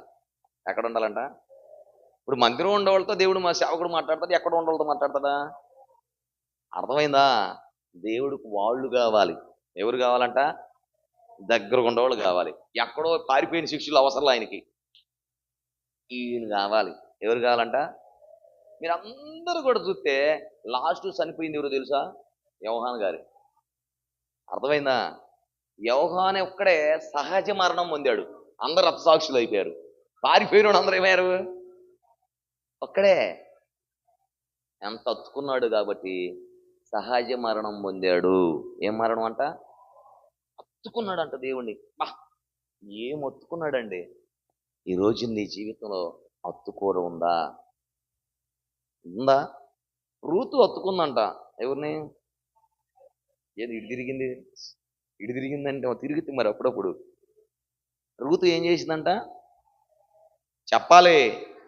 నువ్వు అత్తుకున్నావు మీ అత్తనే. ఎప్పుడైనా సరే హృదయపూర్వకంగా అత్తుకున్నావా? అదేందో తెలియదు కానీ మా అమ్మగారు ఉన్నప్పుడు మా అమ్మను మా పాస్టమ్మ ఇద్దరు వెళ్తుంటే తల్లి కూతుర్లు అంటారు. అంటే ఇద్దరు కూడా ఆ కలర్ అట్టనే ఉంటారు, హైట్ కూడా అట్టనే ఉంటారు. మా నాన్నలాగా నేను అంటే మా పాస్టమ్మ 2 అంగుళాలు చిన్నది ఇలాగ హైట్ చూస్తే ఎత్తు ఉన్నట్టు ఉంటుంది. కానీ మా అమ్మ మా నాన్న కూడా అట్లానే ఉంటారు. కానీ వాళ్ళిద్దరు వెళ్తుంటే చాలా మంది తల్లి కూతుర్లు అంటారు. అయినా ఒప్పుకోరు. కాదండి మా అత్త అంటే ఊరుగా ఈ రోజులు ఎవరు అత్త కూడా అట్టుంటారు అని ఎంతగా చెప్పుకుంటారు. ఈ రోజున యేసు ప్రభుని అంత దగ్గరగా ఉన్నాడు కాబట్టి అక్కడ పని చెప్పాడు. ఆనాడు రూతు నయోమిని ఏమందంట? నీ దేవుడే నీ ఊరే నిన్ను ఎక్కడ బొనుగే పెడతారో. ఆ పాయింట్ ఎక్కడ కట్ చేశారంటే, నేను రూతు నయోమిని అత్తుకుంది. ఏం చేసిందంట? ఈరోజు నువ్వు కూడా అత్తుకో. ఒక్కసారి ఆ హృదయపూర్వకంగా మీ అత్తను అత్తుకుంటే ఏమన్నా సమస్యలు వస్తాయా? ఊరికయ్యో నేను అత్తుకుందామన్నా మా అత్త అత్తుకోనిట్లేదు లేరంట. ఆ రోజున ఉండరు. అత్తలు కూడా అత్తుకోని మధ్య కోడల్ని. కానీ నయోమి అలా చేయలా. చేసిందా? నువ్వేం మాట చెబుతున్నా పోవాలా. ఆమె కూడా ఈరోజు నది రావాలి. అందుకనే నా కుమారి అంది. ఏముందండి? కూతుర్ని, కోడల్ని ఏముందండి? ఎంత వర్షిప్ అండి! ఈ రోజున మనం నేర్చుకోవాల్సిన పాఠం ఇది. దేవుడు చివరి క్షణంలో పలికిన 3వ మాట అదే. నా తల్లి, అమ్మా ఇదిగో నీ కుమారుడు, కుమారుడా ఇదిగో నీ తల్లిని ఒకరినొకరికి అక్కడ ఏం చేశాడండి? ఒక బాధ్యత అప్పచెప్పాడు. ఈరోజు నీకు ఒక బాధ్యత కావాలి. ఏ బాధ్యత అది? జాబు చేసే బాధ్యత కావాలి, వ్యాపారం చేసే బాధ్యత కావాలి, పెళ్ళి ఒక బాధ్యతే. అవునా కదా? చెప్పండి. కుమారుడా ఇదిగో నా కుమార్తె నీకు ఇస్తున్నాను అన్నానంటే నువ్వు ఎక్కడో ఉంటే ఇస్తాడా? చెప్పడండి. ఎక్కడో ఉన్నోడు జాబ్ ఇస్తాడా? ఎక్కడో ఉన్నాడు వ్యాపారం ఇస్తాడా? ఎక్కడో ఉన్నోడు సేవ ఇస్తాడా? ఈడో ఆయన అత్తుకుంటే ఇస్తాడు. ఆయన అత్తుకుంటే తన బాధ్యత చెబుతాడు. అరే ఇక్కడి నుంచి ఈ అమ్మాయితో అంతే, నువ్వు ఎక్కడ ఉంటే ఈడు ఇస్తాడా అంటే మనం ఎంత అత్తుకుంటే ఆయన మనకి పని అప్ప చెబుతాడు. చెప్పాలి. ఇప్పుడు మీకు పని కావాలా వద్దా? ఇప్పుడు మీరు ఇంటికాడ కూర్చుంటే సిఎస్టీ టీము నేను ఎవరికి చెబుతానండి ఈడ? మీరు దగ్గరకు ఉంటే ఏం చెబుతాను, అమ్మాయి అది చేయండిరా అంట. ఎందుకని? నాకు అందుబాటులో ఉండాలి కాబట్టి మీకు ఒక పని చెబుతా. అంటే మీరు ఎక్కడో ఉంటే చెబుతాను నేను. మరి నువ్వు దేవుడికి ఎక్కడ ఉండాలి? చెప్పాలిక. లేచిన కానించి నిద్రపోకూడదు. ఏం చేయాలి? చెప్పాలి. ఏం చెప్పట్లా మీరు నాకు. ప్రార్థన చేస్తున్నారా? పొద్దున ఎంతమంది బైబిల్ చదివారు చెప్పండి? అబ్బో, ఇది ఆయన హత్తుకోవడం అంటే. అర్థమైందా? ఆయన దగ్గరకు రావటం అంటే ప్రార్థన, బైబిల్ చదవటం. ఇప్పుడు ఆయన మాట్లాడతాడు, నువ్వు ఎక్కడో ఉంటే మాట్లాడతాడా? మాట్లాడు కదా. బైబిల్ ఎక్కడో షోకేసులో పెట్టి నువ్వు ఎక్కడో ఉంటే, పొలంలో ఉంటే మాట్లాడతాడా? మాట్లాడు ఆయన. అంటే నువ్వు హత్తుకోవాలి దేవుడిని. ఎక్కడా? హృదయములో హత్తుకునేటట్టు ఉండాలి. అప్పుడు నీకు బాధ్యత అవుతాడు. వాడు మన గోపిని తీసుకున్నాం, భలే గుర్తొస్తూ ఉంటాడు. ఇవాళ మన కళ్ళెత్తుతున్నాడు. గోపి ఈ పెట్రోల్ బంకులో నుంచి హైదరాబాద్ వెళ్ళాడండి. హైదరాబాద్ వెళ్ళినప్పుడు నెల రోజులు జాబు లేకపోయినా వాడు ఫోన్ చేశాడు, బావ మరి ఏం చేయమంటావని. ఒకటే చెప్పా, ఏ మోకాళ్ళే ప్రార్థన చేయి, బైబిల్ చదవరా. బైబిల్ చదువు అంతే, ఇక రెండో పని అది నీకు. దేవుడు ఏం చేయాలి నీకు తెలుసులే. వాడు ఎంతగా బైబిల్ చదివి ఎంతగా ప్రార్థన చేస్తే దేవుని అంతగా హత్తుకుంటే దేవుడు ఈరోజు గొప్ప స్థానంలో నిలబెట్టాడు. ఒక పని అప్పు చెప్పాడు, ఒక బాధ్యత నమ్మకంగా అది చేస్తున్నాడు కాబట్టి అంతకంతకు ఇచ్చించాడు. నీకిచ్చిన పని నమ్మకంగా చేస్తేనే అది ఇచ్చేస్తాడా? మరి నేను అంత హత్తుకున్నాను కాబట్టి చిన్న ఏమిచ్చాడు? పాక, రేకులు, స్లాబు, స్థలము, 5 సాట్ల పరిచర్య. కొట్టాలి గట్టిగా. నువ్వు చిన్నదన్నా సరే నీకు ఇవ్వాలి అంటే నువ్వు ఆయన దగ్గరకు రావాలి. నువ్వు ఎక్కడో ఉంటే అష్టిస్తాడండి నీకు, ఇవుడు. దేవుడికి నువ్వు దగ్గరగా ఉండాలి. నీకు బాధ్యత అప్పచెబుతాడు, నీకు పని అప్పచెబుతాడు. నువ్వు దగ్గరకు రా. ఎక్కడో ఉన్నాను నా చెప్పమంటే నీకు ఈ మధ్య ఫోన్లు లేవు. నీ దేవుడు ఫోన్ కాదు, ఏడ ఉండాలి? ఫోన్ ఉందిగా, కనీసం మిస్డ్ కాల్, కనీసం వాట్సాప్లో హాయ్ అని పెట్టు. ఈ అవసరంలా ఆయనకి దగ్గరగా ఉండాలి. దగ్గరగా ఉండాలంటే ప్రార్థన చేయాలి, వాక్యం చదవాలి, పాటలు పాడుకుంటూ ఉంటే ఆయన అద్భుతంగా నీకు ఒక బాధ్యత అప్పచెబుతాడు. అది నమ్మకంగా చేస్తే నా దేవుడు ఉన్నతమైన స్థిరం నిలబెట్టబడునుగాక. నీకు లేదు, ఎక్కడో కూర్చొని నన్ను ఆశీర్వదించట్లేదు, నాకేం చెప్పట్లేదంటే చెబుతాడు పాస్టర్ గారు. ఇప్పుడు బాజీ ఇక్కడ ఉన్నాడు కాబట్టి పని చెబుతా, ఎక్కడ ఉండవాడు చెబుతాం చెప్పం కదా. ఉన్నాడు కాబట్టి కంటి ఎదురుగా బాజీ చేయమంటాం, అంతే కదా. ఎక్కడ ఉండవాళ్ళకి చెప్పలేం కదా. నేను అందుబాటులో ఉన్న వాళ్ళకే. ఇప్పుడు దేవుడికి అందుబాటులో ఉందామా, దూరంగా ఉందామా? ఉండాలి. 500 కూలి వస్తుంది, ఎక్కడ ఉండాలి? దూరంగా ఉందావా? చెప్పాలి. మనకు డబ్బులు ముఖ్యమా, ఆయనకు అందుబాటులో ముఖ్యమా? దేవుడికి అందుబాటులో ఉంటే అంతకంటే గొప్ప కార్యం చేస్తాడండి. మన దేవుడు శ్రీమంతుడు. ఎవరంట? కానీ ఆయన మీ అక్కర్లన్నీ నేను. ఇప్పుడు మరియమ్మ అక్కరని ఎరిగింది ఎవరు? మరి ఎందుకు బాధ్యత చెప్పాడు? యోహాను మరియమ్మ కుమారుడు కాదు కదా, ఈయన శిష్యుడు కాబట్టి కుమారుడు కంటే శిష్యుడు బాగా చూసుకుంటాడని శిష్యుడికి అప్పచెప్పాడు తన ఉన్న బాధ్యత అంతా కూడా.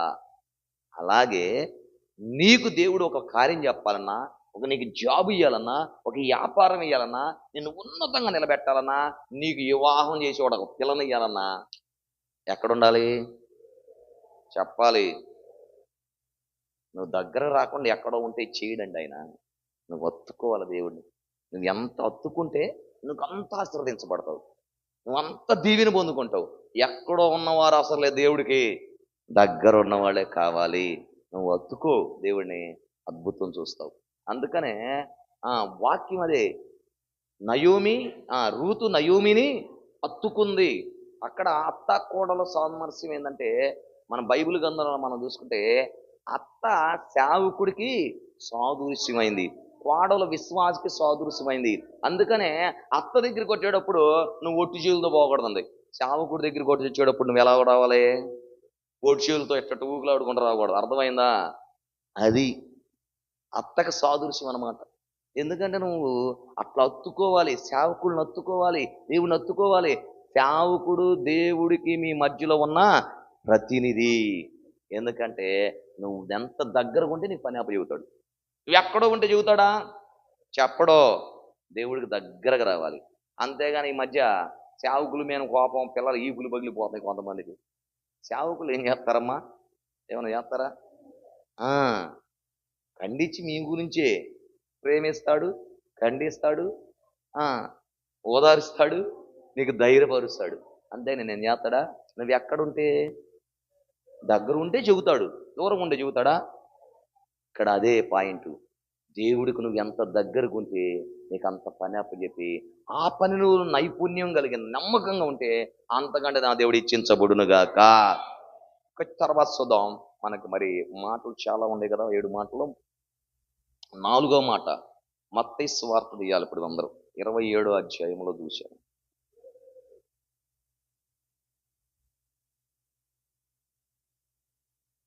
మత్తయి సువార్త 27వ అధ్యాయము 46వ వచనం చదవాలి.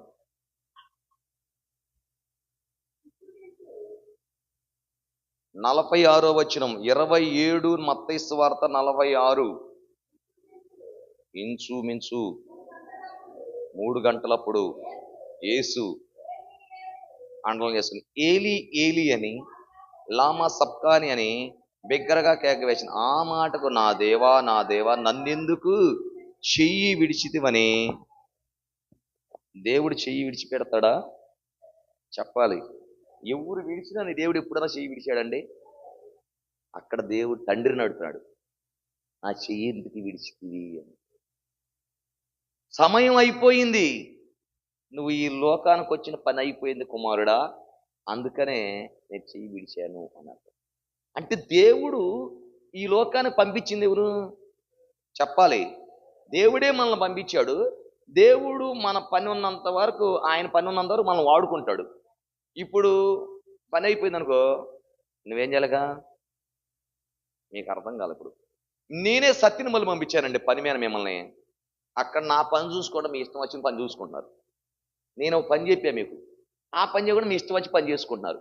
పని చేసుకున్నాక ఇప్పుడు తిరిగి రావాలి. రారా బాబు అన్న, ఎక్కడికి రావాలి నువ్వు? నా దగ్గరికి రావాలి, ఎక్కడికన్నా వెళ్ళాలా? రాకుండా నేను రాను పో అంటే ఊరుకుంటాడా? ఏంద్రీ ఎన్నిసార్లు చెప్పారు రమ్మంటే రావంటే, ఇక నాకు అవసరం లేదు అంటాడు. అవసరం లేదంటే నువ్వు ఎక్కడికి వెళ్తానా? చెయ్యి విడిచిపెడితే ఉంటామండి ఎవడైనా? ఆయన చెయ్యి విడకముందే ఆయన కౌగులకు నువ్వు రావాలి, ఆయన నొత్తుకోవాలి, రావాలి. ఆయన చెయ్యి విడిస్తే నువ్వు లోకంలో పాతాళంలో పడతావు, పరలోకంలోకి వస్తావు. నువ్వు తెలుసుకో ఈరోజు. అందుకనే అక్కడ అన్నాడు, మళ్ళీ ఒక్కసారి చదువు మాటమ్మా. నా దేవా నన్నెలా చెయ్యి విడిచితివి. నా దేవా నన్నెలా చెయ్యి విడిచితివి. ఈ రోజున ఎవరు విడిచినా నేను దేవుడు విడవట్లేదండి. తల్లి విడిచినా, తండ్రి విడిచినా, భర్త విడిచినా, బిడ్డలు విడిచినా దేవుడిని చెయ్యి ఎప్పుడు ఎడవట్లేదు. ఎందుకంటే చూడండి, డబ్బులు ఉన్నప్పుడే ఓ రకంగా పిలుపు వచ్చింది, డబ్బులు లేనప్పుడు, ఆస్తి ఉన్నప్పుడు ఓ రకంగా వచ్చింది పిలుపు. ఆస్తి లేనప్పుడు చెప్పాలి రాదు. ఎందుకని? ఇప్పుడు బాగా సౌండ్గా 4-5 ఉంగరాలు, నెలలో ఇంత పొలుపుతాడు, వైట్ షర్ట్ వేసుకుని వెళ్తే నీకు లోకంలో గౌరవం ఉంటుంది, దేవుడి దగ్గర ఉండదు. గుర్తుపెట్టు, అర్థమైనా? లోకంలో నిన్ను చూస్తారు, పా నువ్వు ఎంత మంచోడు కాకపోయినా రా కుర్చీ చేస్తారు, కూల్ డ్రింక్ తెస్తారు, మంచినీళ్ళు ఇది అంటే ఎంతగా గౌరవం వచ్చింది. అవునా కదా? ఈ లోకంలో ఆ గౌరవం కావాలా, నీ దేవుడి దగ్గర గౌరవం కావాలా? చెప్పాలేక దేవుడి దగ్గర గౌరవం కావాలి. అందుకనే తండ్రి విడిచిపెట్టిన నీ దేవుడు నిన్నెప్పుడు విడిచిపెట్టలా. అవునా? అంటే తల్లిదండ్రులు విడిచిపెట్టే పరిస్థితులు వచ్చినాయి, భార్య భర్త ప్రమాణాలు చేసి విడిచిపెట్టే రోజు పరిస్థితులు వచ్చినాయి, తల్లిదండ్రులు డబ్బులు సంపాదించి తల్లిదండ్రులు తీసుకెళ్ళి వృద్ధాశ్రమం ఇచ్చే రోజులు వచ్చినాయి. కానీ నీ దేవుడు ఇప్పుడు నిన్ను ఎప్పుడు వరకే ఆయన మనకి ఎంతవరకే ఇక్కడ పని ఇచ్చాడు, నీ పని ఎంత అయిపోయే వరకే ఓకే. పని ఇక్కడ ముగించుకున్న లోపులోనే నువ్వు ఎక్కడికి వెళ్ళాలి? అంతేగాని నేను ఎక్కడే ఉంటానని ప్రెస్టేజ్ కూర్చోడానికి కాదు. నీ పరదైస్సులో నీ ఆధార్ కార్డు ఎక్కడది కాదు. ఏదేం పనికి వచ్చింది నీకు? అది కావాలి నీకు. నీ పౌరసత్వం ఎక్కడుంది? పరలోక రాజ్యంలో ఉంది. ఎక్కడెందుకు నీకు? ఈ రోజు ముందు ఒకడు వెనకూడదు, ఏదో రోజు వెళ్ళాల్సింది. కానీ ఆయన పిలిచినప్పుడు నువ్వు ఆయన దగ్గరకు వచ్చేటట్టున్నారు. కానీ నీ చెయ్యి విడిచిపెట్టాడు. అందుకనే అక్కడ అడుగుతున్నాడు, దేవా నా చెయ్యి ఎందుకు విడిచితివి? ఎవ్వరు నన్ను చెయ్యి విడిచినన్, ఎవరు నన్ను చెయ్యి విడిచినన్, చెయ్యి విడువడు, చెయ్యి విడువడు యేసు. దేవుడు ఈ లోకంలో మనకొక సమయం ఉంటుందండి. ఆ సమయం ఉన్నంత వరకు దేవుడు కూడా చూస్తూ చూస్తూ ఉంటాడు. అందుకనే వాళ్ళు అన్నారు, ఏయ్ వాడు తప్పు చేస్తుంటే వాడిని ఏమనడేంది దేవుడు అంటే, మంచోళ్ళ మీనా చెడ్డోళ్ళ మీనా దేవుడు సూర్యుడు ఉదయిస్తున్నాడా లేదా? ఎవరి మీద ఉదయిస్తాడు. కానీ ఒక సమయం ఉంది, ఒక సమయం ఉంది. ప్రతిదానికి ఒక సమయం ఉంది. ఎండాకాలంలో మామిడికాయలు కాస్తాయి, చలికాలం కాస్తాయా? కాయి కదా. అంటే ఒక సమయం ఉంది. ఆ సమయములో నువ్వు దేవుళ్ళో పట్టుకోవాలి. కానీ ఆ సమయం నీ ఇష్టానుసారంగా తిరిగి తర్వాత అయ్యా నన్ను వదిలేసావా అంటే కుదిరితా? చెప్పాలి, కుదరదు. దేవుడితో నువ్వు ఎంతగా భాష ఉంటే, దేవుడితో నువ్వు ఎంతగా ఎదిగితే, నువ్వు ఎంతగా ఉంటే అంత దీవెన నీకు ఉంటుంది.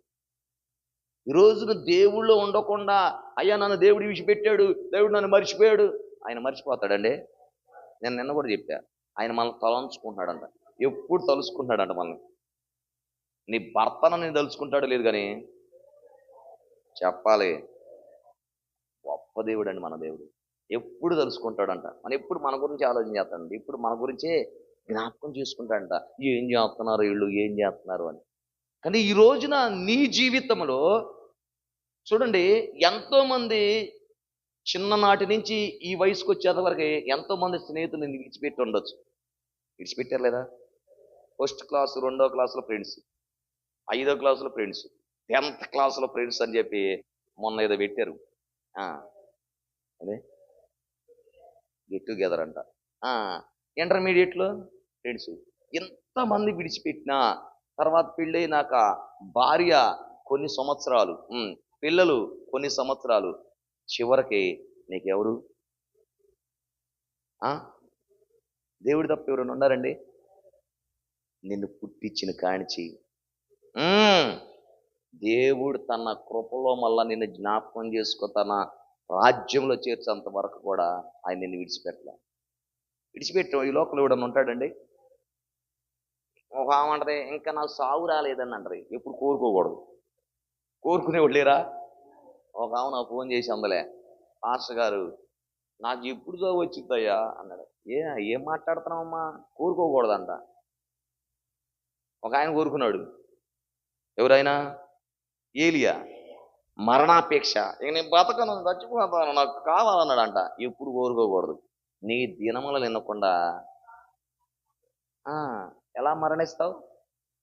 ఈ దినములు నిండకుండా ఎలా మరణించలే కదా. ఈ సమయం ఉంది. ఇంకా ఎందుకు ఉంచాడో, ఇంకా నిన్ను ఎందుకు ఉంచాడు ఇక్కడ ఈ లోకంలో? ఇంకా ఏదో పని ఉంది. ఎవరికి? నీకు కాదు, ఆయనకుంది నీతో పని. ఎందుకు ఉంచాడు ఈ లోకంలో? ఇంకా ఆ సమయం అయితే ఇవిడు ఉన్నాడు, ఇక్కడ ఉంటాను. మన ఈ మధ్య భూకంపాలు వస్తున్నాయి. మన హైదరాబాదు, వరంగల్ ఆ ప్రాంతాల్లో కూడా వణికిస్తుందని చెప్పారు.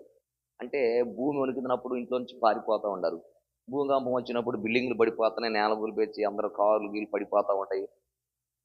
ఏం జరుగుతో తెలియదు. కానీ ఇంకా మనం ఉండాము అంటే ఎవరు కృపండిదే? కనుక దేవుడు తన కృప ద్వారా నిన్ను జ్ఞాపకం చేసుకున్నాడు తప్ప ఈ రోజున నువ్వు ఈ పుట్టిన కానించి ఈ స్థితిలోకి వచ్చిన వరకే ఎవరు విడిచినా ఆయన నిన్ను విడిచిపెట్టలేదంటే నువ్వు మంచివాడు అని కాదు, గొప్పవాడు అని కాదు. ఎవరు కృపది? దేవుడు కృప వల్ల ఈరోజు నువ్వు ఇలా ఉండవు. గుర్తుపెట్టుకో, దేవుడు కృప వల్లే ఉండవు. దేవుడు కృప వల్ల ఈరోజు నీ స్థితిలో నువ్వు ఉండావో. దేవుడు కృపలేత ఉంటావా? ఉండలేవు. 9:28 యోహాను సువార్త 9:28. అటు తర్వాత సమస్తమును అప్పటికి సమాప్తమైందని ఎరిగి లేఖనము నెరవేరినట్టు నేను దప్పిగొనుస్తున్నాను. ఇప్పుడు 5వ మాట ఏందంట? దప్పిగొనుస్తున్నాను. ఆయనిచ్చి నీళ్లు తాగేవాడు దప్పికొంటాడా? ప్రభు ఎందుకు దప్పికొన్నాడని ఉంది? మీ డౌట్ రావాలి కదా. వచ్చిందా? ఇప్పుడు యోహాను సువార్త 4వ అధ్యాయంలో సమరయ స్త్రీకి ఏమన్నాడు? నేనిచ్చి నీళ్లు తాగు ఎవడో దప్పికొనడో అన్నాడు. మరి ఈయన దప్పికొన్నాడు ఏంది? వచ్చిందా డౌటు? ఈయన శారీరకంగా ఉన్నాడండి. ఎలా ఉన్నాడంట? మనలాగే శారీరకంగా ఉన్నాడు కాబట్టి ఆయన కూడా లేఖనము నెరవేర్చిన ప్రకారం అడిగాడు. అర్థమైందా? దప్పికొన్నాను. ఇప్పుడు మనకి ఈ ఎండలో పడి వచ్చాం అనుకోండి, దప్పికొంటాం లేదా? అవునా కదా? ఎండలో పడి వచ్చిన ఏమి ఇవ్వాలి? కూల్ డ్రింక్స్ ఇవ్వకూడదు. మంచినీళ్ళు అయితే ముందు అది దప్పికొండ, తర్వాత కూల్ డ్రింక్ ఇంకేదన్నాయి. అంతేగాని రాగానే నేను బాగా కాస్ట్లీ అని చెప్పిన కూల్ డ్రింక్ తెచ్చి ఇచ్చిన వాడు దప్పికొన్నాడు, ఇంకా ఉటకేస్తానే ఉంటాడు. ఎండకు పడి వచ్చినాడు మంచినీళ్ళు వేయాలి. ఏమి వేయాలంట? ఇక్కడ అన్నాడు దప్పికొన్నాను. ఏమన్నాడంట? అందుకనే దేవుడు నేనిచ్చు నీళ్లు తాగువాడు ఎవడు దప్పికొనడు. నేనే చెప్పండి ఎక్కడున్నాడు? నేనే జీవము, నేనే మార్గము, నేనే సత్యము. ఇప్పుడు ఆ జీవం ఎవరిలో ఉంది? మరి ఆయన దప్పికొన్నాను అన్నాడండి. ఇదే బైబిల్లో మనం ఒక్కొక్క పాయింట్ని క్రాచ్ చేసి అవాయిడ్ చేసుకుంటే ఇక్కడ ఈ మాట అంటే 4వ అధ్యాయంలో అది కూడా చదివిస్తా. యోహాను సువార్త 4వ అధ్యాయం ఇవ్వండి మీకు.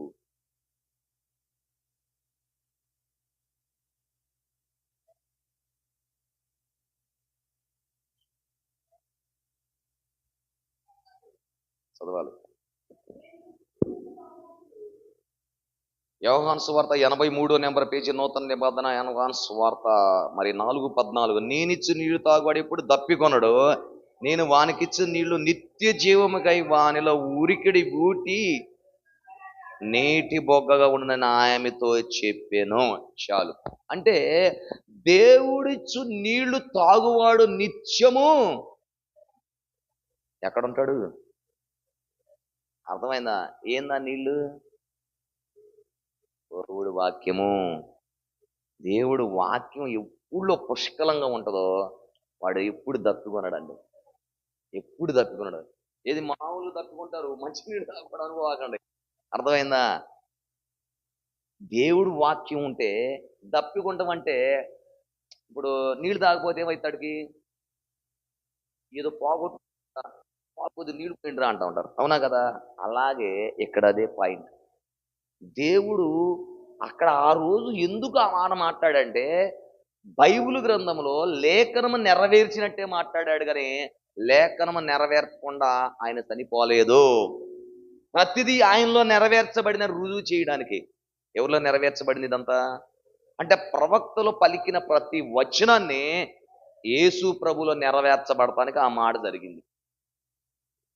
అర్థమైందా? అందుకనే వాళ్ళు తప్పికున్నా సరే చిరకతో స్వాజీ ముంచి ఇచ్చారంట. నోటికాడ పెట్టారు. ఆయన తాగాడా? తాగలా. ఆయన అందుకనే నేను మరలా ఈ ద్రాక్షారసం మొట్టను అన్నాడు. అవునా కదా? మొట్టను అన్నాడు. మరి ఎక్కడ ఆ లేఖనం నెరవేర్చబడాలని ఆ మాట మాట్లాడాడు అని. ఇక్కడికి వచ్చేవరికి మన సమరయ స్త్రీతో మీరు నీళ్ళిచ్చు, ఏ నీళ్ళ కోసం వచ్చిందామే? బావి కాడ మెట్ట మధ్యాహ్నం వచ్చిన నీళ్ల కాడకు వచ్చింది. ఆమె జీవితం అంతా దేవుడు చెప్పేశాడు, అయ్యా నీ నీళ్ళు ఇస్తే ఆ నీళ్ళు నాకు తప్పికొను, ఎన్నడగూ నువ్వు తప్పికొనవంటే అయ్యేదు నాకు అయ్యా నేను తీసుకురా మీ బాయ్ అన్నాడు. నాకు తినిమిట్లేదంటే 5గురు ఉన్నారు ఇప్పుడు ఉన్నవాడు కాదని చెప్పి ఎంత స్పష్టంగా చెప్పాడు. తర్వాత ఆమె ఆ మాటలు విని నేను మెస్సైను కనుక్కున్నానని చెప్పి ఊరు మొత్తాన్ని తీసుకొచ్చినట్టుగా ఈ రోజున ఆయన వాక్యం నీ హృదయం ఉంటే నువ్వు ఎప్పుడు కూడా తప్పికొనవు. ఆ వాక్యం అందుకని ప్రతిరోజు ఏం చదవాలి చెప్పట్లా? ఉదయం కీర్తనలు, రాత్రి సామెత చదవండి అమ్మా. మీ టైం ఉంటే వాక్యం వినండి అమ్మా, వాక్యం చదవండి అమ్మా, వాక్యం చదవండి అమ్మా, వాక్యం చదవండి అమ్మా. మీరు తప్పికొనకుండా ఉంటారని అర్థమైందా? ఎక్కడా కీర్తనకారుడు చెప్పాడు కదా, నీటి కాలువలను ఎవరనబడిన చెట్టు ఎలా ఉంటది?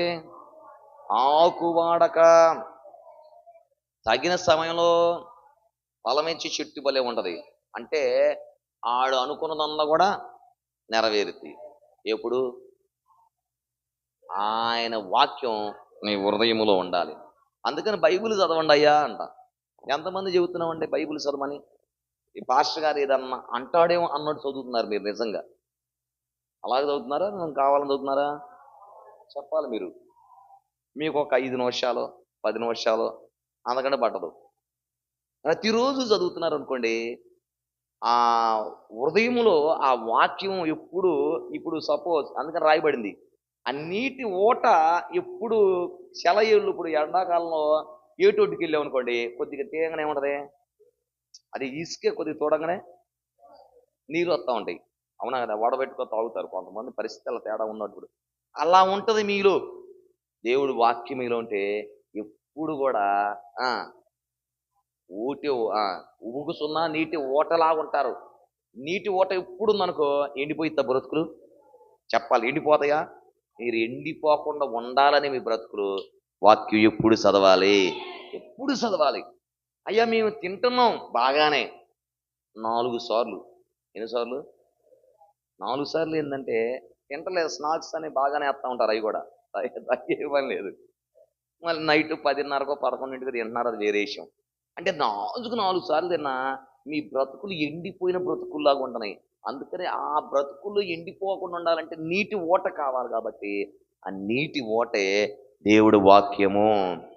ఎప్పుడు కూడా నువ్వు ఎంత తిన్నాని కాదు, ఎంత సమస్యలుండా, ఎంత ఇబ్బందులుండా, ఎన్ని నిందలుండా, నువ్వు కదలకుండా ఉబ్బుకుతున్న ఓటలాగా ఏంది ఏం చేస్తారు, వీడికి ఎంత ధైర్యం ఏడొచ్చిందే? ఎండిపోయిన బ్రతుకు కాదండి అది. ఎప్పుడు సెలయేరులాగా ఉరుగుతుంది. కొట్టు గట్టిగా. నీ జీవితంలో అది కావాలి. దేవుడు అది కోరుకుంటున్నాడు. నీ జీవితంలో అది కావాలి దేవుడికి. ఎప్పుడు వాక్యం చదవండమ్మా చదవండి అంటే, ఎప్పుడు అమావాస్యకి పూర్ణానికి అంటూ ఉంటారు, గుడ్ ఫ్రైడేకి, ఈస్టర్కి, క్రిస్మస్కి, న్యూ ఇయర్కి. ఇది కాదు. మనం అలా ఉంటామా? ఉండవాకండి. ఎప్పుడు మనం ఏం చేయాలి? ఎప్పుడు అప్పుడప్పుడా ఎప్పుడు వాక్యం చదవండి, వాక్యం చదవండి. బైబుల్ ఎంత చదివితే నీకు అంత ఊపుకుస్తున్న ఓటలాగా ఉండదు. ఎప్పుడు ఓట నిండుగా ఉందనుకోండి, ఇప్పుడు ఖాళీ కుండ తొవికిత్తా, నిండు కుండ తొవికిత్తా. నెత్తిని పెట్టుకున్నావు, కుండ నిండుగా ఉందనుకో నీళ్లు, తొవికిత్తా ఖాళీ కుండ తొగిత్తా? చెప్పాలి మీరుగా. ఎందుకని? మనం పైపోయిన వాళ్ళం కాదు, నిండుగా ఉండాలి. నిండు కొండగా వాక్యం మనలో ఉంటే ఎవడన్నా కదిలిస్తాడు మనల్ని? ఎవడన్నా టచ్ చేస్తాడు మనల్ని? టచ్ చేయడు. కనుక మనం ఎప్పుడు నిండుగా ఉండాలి. ఆ వాక్యం మనలో ఎప్పుడు పుష్కలంగా ఉండాలి. ఇప్పుడు చదవండి, వినండి. సిల్లులో జబర్దస్తులు కాదు బ్రదర్స్. ఏనాలి? ఎవరు చెప్పినా నీకు దేవుడు వాక్యమే చెబుతారు. అవునా కదా? ఏ సేవకుడు చెప్పినా. మన అంకమరాజు ఉన్నాడు బ్రదర్స్, అప్పుడప్పుడు పెడతాడు యూట్యూబ్లో. ఆయన చూసి అంటే ఆయన చూడకుండా పెడతాడు నాకు. నేను అనుకుంటా, నేను ఎంపటి దేవుడిని చూపిస్తా, అబ్బా మంచి వాక్యం ఈ రోజున బ్రదర్కి వినిపించేసేవా, నీకే స్తోత్రం అంట. ఆయన ఇని అన్న ఇది బాగుంది చూడు అన్నట్టు పెడతాడు. అర్థమైంది చెప్పింది? అంటే ఆయన వినటానికి ఒక మనసు ఇచ్చాడు దేవుడు. ఈరోజు ఆ మనసు ఇచ్చిన నువ్వు నింపుకోవటంలో నీ కొండలో నీళ్ళని నింపుకోకుండా ఎప్పుడు ఖాళీ పెట్టుకుండేట. వాక్యంతో ఏం చేయాలి నువ్వు? చెప్పాలి. నేను సంవత్సరానికి ఒకసారి స్నానం చేస్తాను, వాళ్ళు చేతులు ఎత్తండి. నవ్వుకుంటారేంది? నెలకోసారి, వారానికి ఒకసారి, రోజుకోసారి చేయదా మీరు? అంటే స్నానం చేయకపోతే ఏమైతే రోజు మనం వాక్యమని ఉదక స్నానం చేయాలా లేదా? మరి చదవరా? మీరు చదవాలి. మీ పిల్లల్ని కూడా ఏం చేయాలి? దగ్గర కూర్చోబెట్టి స్నానం సబ్బేసి లక్ష సబ్బులు సొంతూరు మైసూరు జెండా రుద్దుతారు పిల్లల్ని. వాక్యంతో కొట్టండి, రుద్దండి, వాక్యంతో స్నానం చేపియండి. అర్థమైందా? మన జీవితాలు అది కావాలి. ఎప్పుడు నిండుగా ఉండాలి, తబికెట్లాడకూడదు. ఎప్పుడు నిండుగా ఉండాలి. మనం నిండు కొండలాగా ఉండాలి. ఏమన్నాడు దావీదు? నా గిన్నె నిండి పొర్లుస్తున్నది. నీకు అలా ఉండాలండి. నీ గిన్నె నిండి పొరలాలి. ఇప్పుడు కూడా ఖాళీగా ఉండకూడదు. వాక్యం చదువుతారా? పిల్లల చేత చదివిస్తారా? అందుకని ఇక్కడ వింటాం కానీ ఈ చెవులు ఇని మొక్కలో వంగందే ఎవడో వంగుతాడా? నీకు చిన్నపిల్లలప్పుడు నువ్వేం చేయాలి? దగ్గర కూర్చొని ట్యూషన్లు పంపించి మన మీద పనులు చూసుకోవడం కాదు. ట్యూషన్లు లేవు. దేవుడు బైబిల్ మొత్తం సండే స్కూల్లోనే ఉంది. ఇంటికాడ మీరే టీచర్లు వాళ్ళకి. మొట్టమొదటి టీచర్ ఎవరు పిల్లలకి చెప్పండి? తల్లి, తండ్రి కాదు. తల్లి చదువుకొని అరే ఇట్టండ్రా అని చెప్పించింది. అందుకని పిల్లలకి బైబిల్ చదవటం అలవాటు చేస్తే జీవితంలో ఎక్కడికి వచ్చినా కన్నాడు తప్పిపోడు. జీవితంలో తప్పిపోడు. అందుకనే వాక్యం అనే నీళ్ళని ఎప్పుడు కూడా నింపుకుంటే మనం ఎప్పుడు తప్పికొంటామా? ఇప్పుడు 6వ మాట, యోహాను సువార్త 9వ అధ్యాయం 30వ వచనం.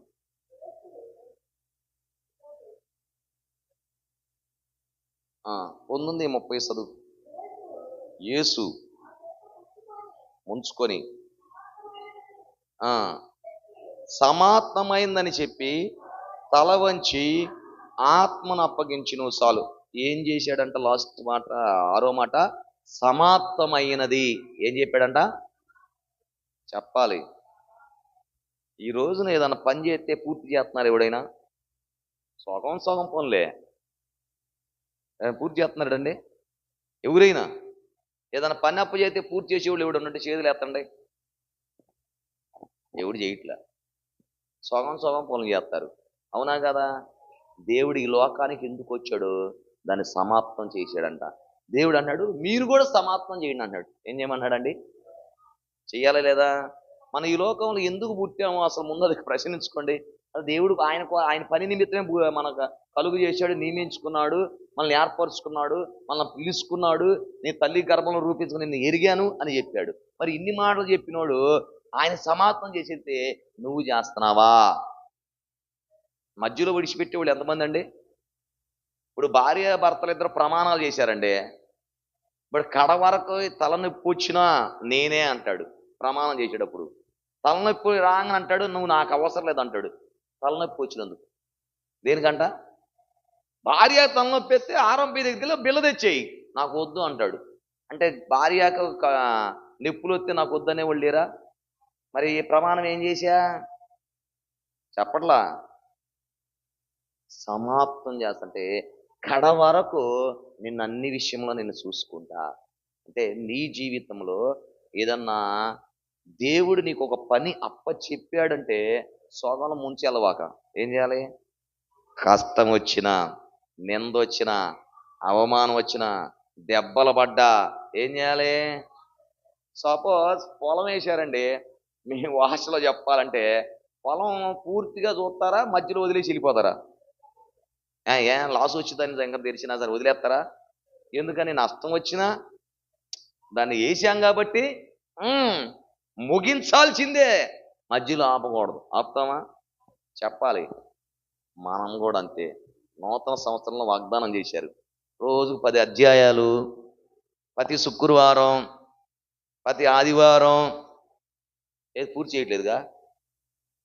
ఎందుకని? దేవుడు అదే చెబుతున్నాడు, సమాప్తం చేశాడంట. మరి మీరేం చేస్తున్నారు?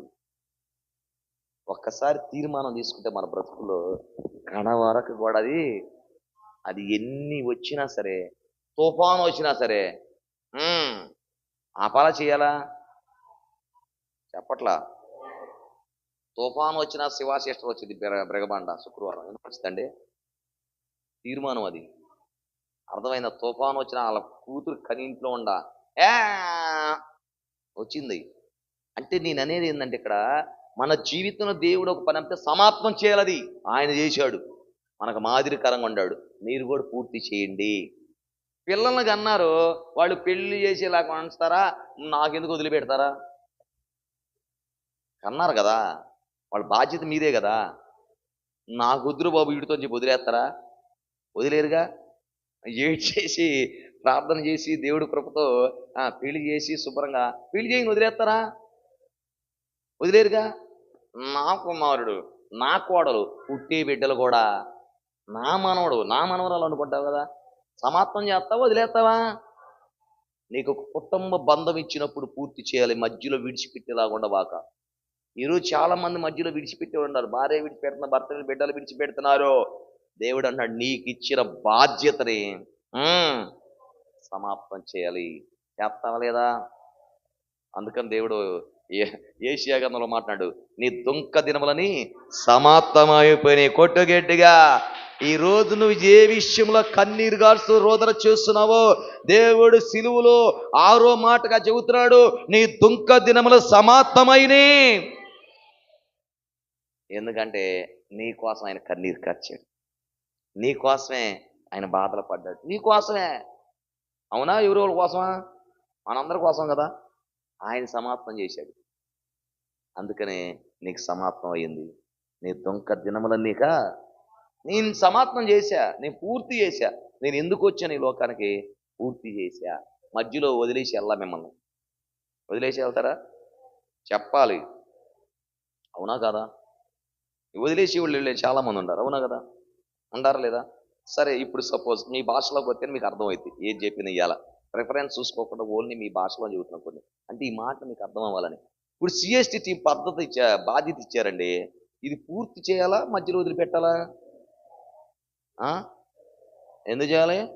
మా ఇంట్లో చుట్టాలు వచ్చారు, మా పొలంలో మిరగాయలు కోస్తున్నారు, చెప్పట్లే ఇంకా. మా ఇంట్లో పిండి వంటలు వండుకోవాలి, అసలే వండేవాళ్ళు బాగా వచ్చి కూర్చున్నారా? నీకు ఇచ్చిన దాన్ని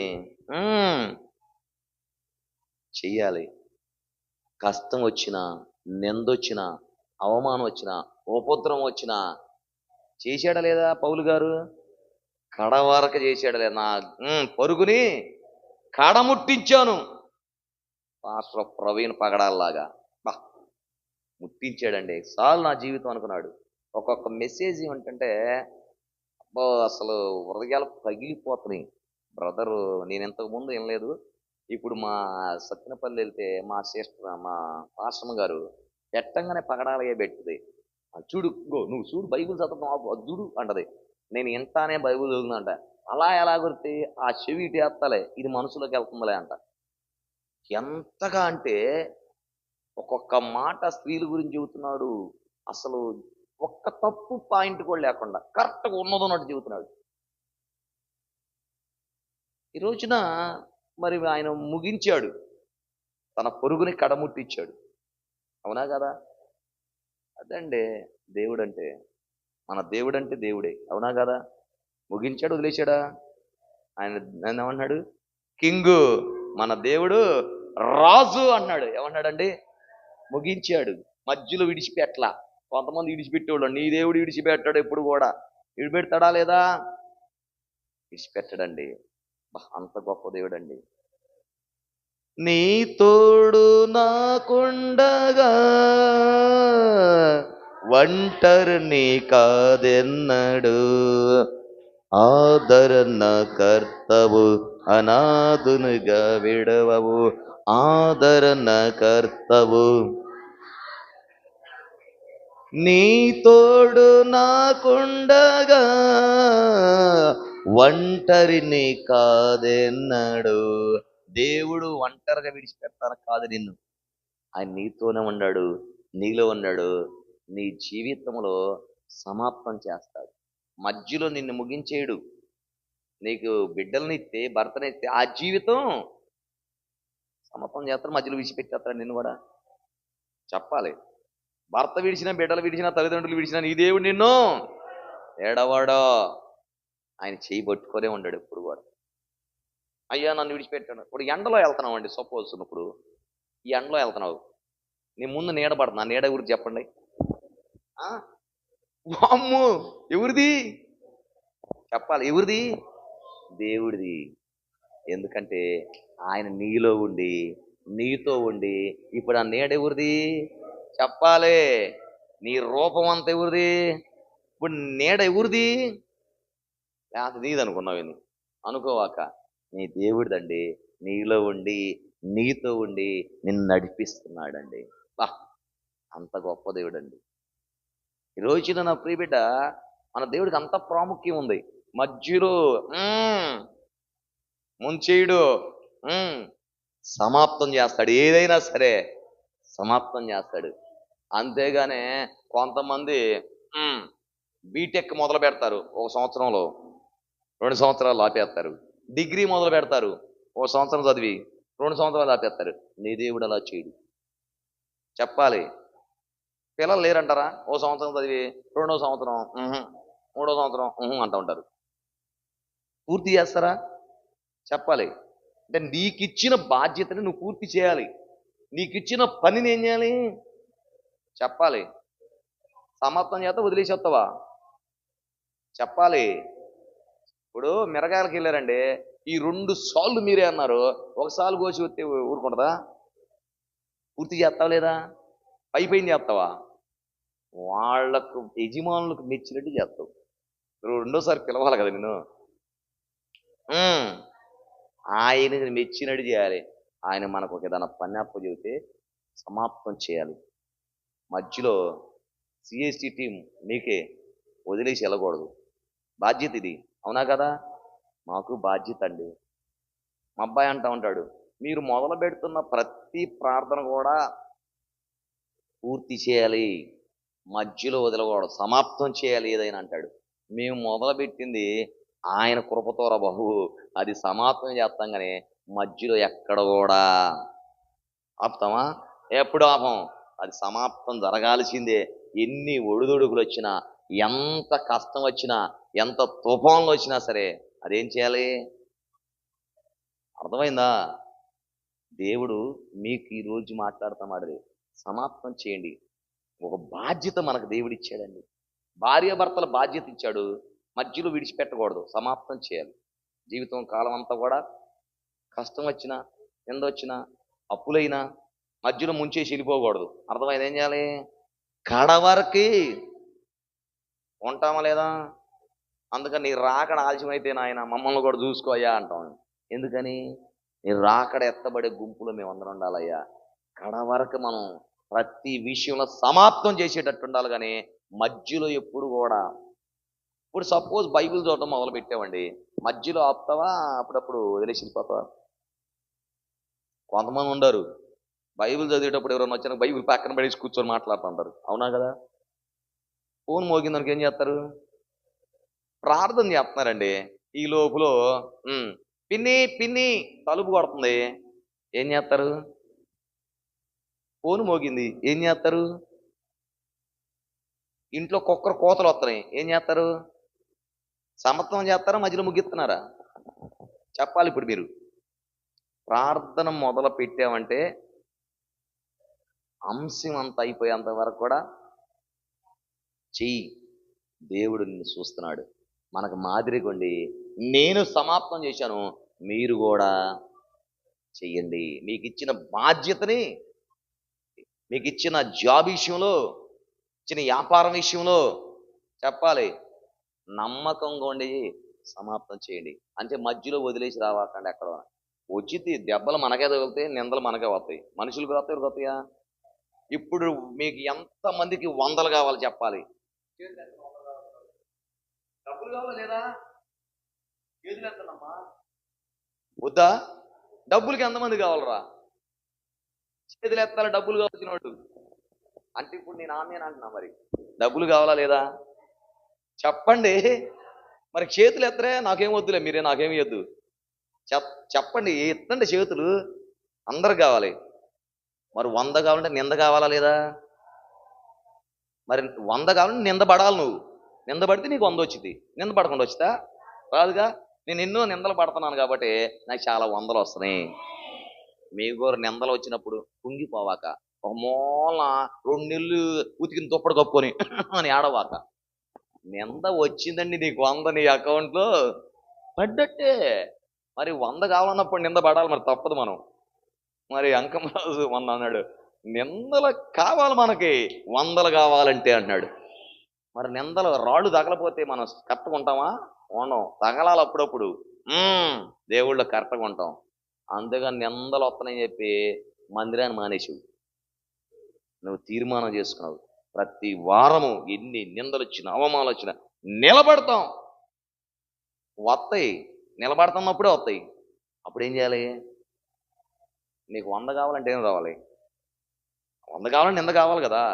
నింద వచ్చినప్పుడు కుంగిపోకూడదు, రావాలి. అప్పుడు నీ అకౌంట్లో ఆడ పడిపోతాయి ఆల్రెడీ. అని అకౌంట్ నెంబర్ ఆయన తెలుసు. నా అకౌంట్ నెంబర్ నీ ఎవరికి ఇవ్వకనవాక, ఎవరికి తెలుసు? ఆయన తెలుసు. అంటే నీకు ఆశీర్వాదం కుమ్మరించబడునుగాక, నిందల అవమానాలు ఖ్యాతిగా మంచి పేరు తేబడునుగాక. నువ్వు నింద పడితే అవమానితే నీకు మంచి పేరు వచ్చిందండి, అది కావాలి మనకి. అంతేగాని నాకు వచ్చినాయి ఏ నిందలు నాకే వచ్చినాయి అంటే దేవుడికి రాలేదా? దేవుడి కంటే ఎక్కువ వచ్చినాయండి నీకు? లేదుగా.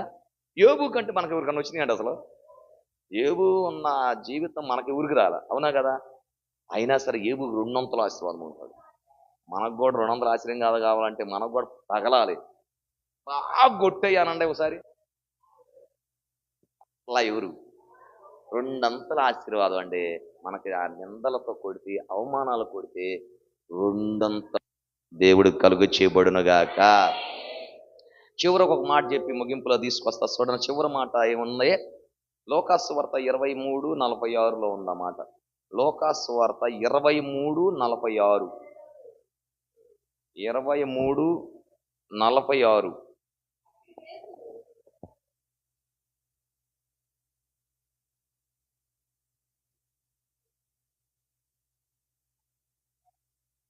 చదువు. అప్పుడు యేసు ఏందంట? గొప్ప శబ్దంతో, తండ్రి నీ చేతికి నా ఆత్మను అప్పగించినానని చెప్పి ఆయన ఇలాగ చెప్పి తన ప్రాణమును విడిచెను. యేసు ప్రభు తన ప్రాణాన్ని ఎవరికి అప్పచెప్పాడు? తండ్రి గారు, నా ఆత్మ నీ చేతికి. అంటే మన ఆత్మలు ఎవరు ఇప్పుడు? మరి ఈ ఆత్మ ఎవరికి అక్కడికి వెళ్ళాలంటే మనం ఏం చేయాలి? మనం వెళ్ళాలంటే బాప్తిసం తీసుకోవాలి. అర్థమైందా? ఇప్పుడు ఈ ఆత్మ అయింది కాబట్టి ఈ ఆత్మ ఆయన చెంతకు చేరాలంటే మనం బాప్తిసం తీసుకోవాలి.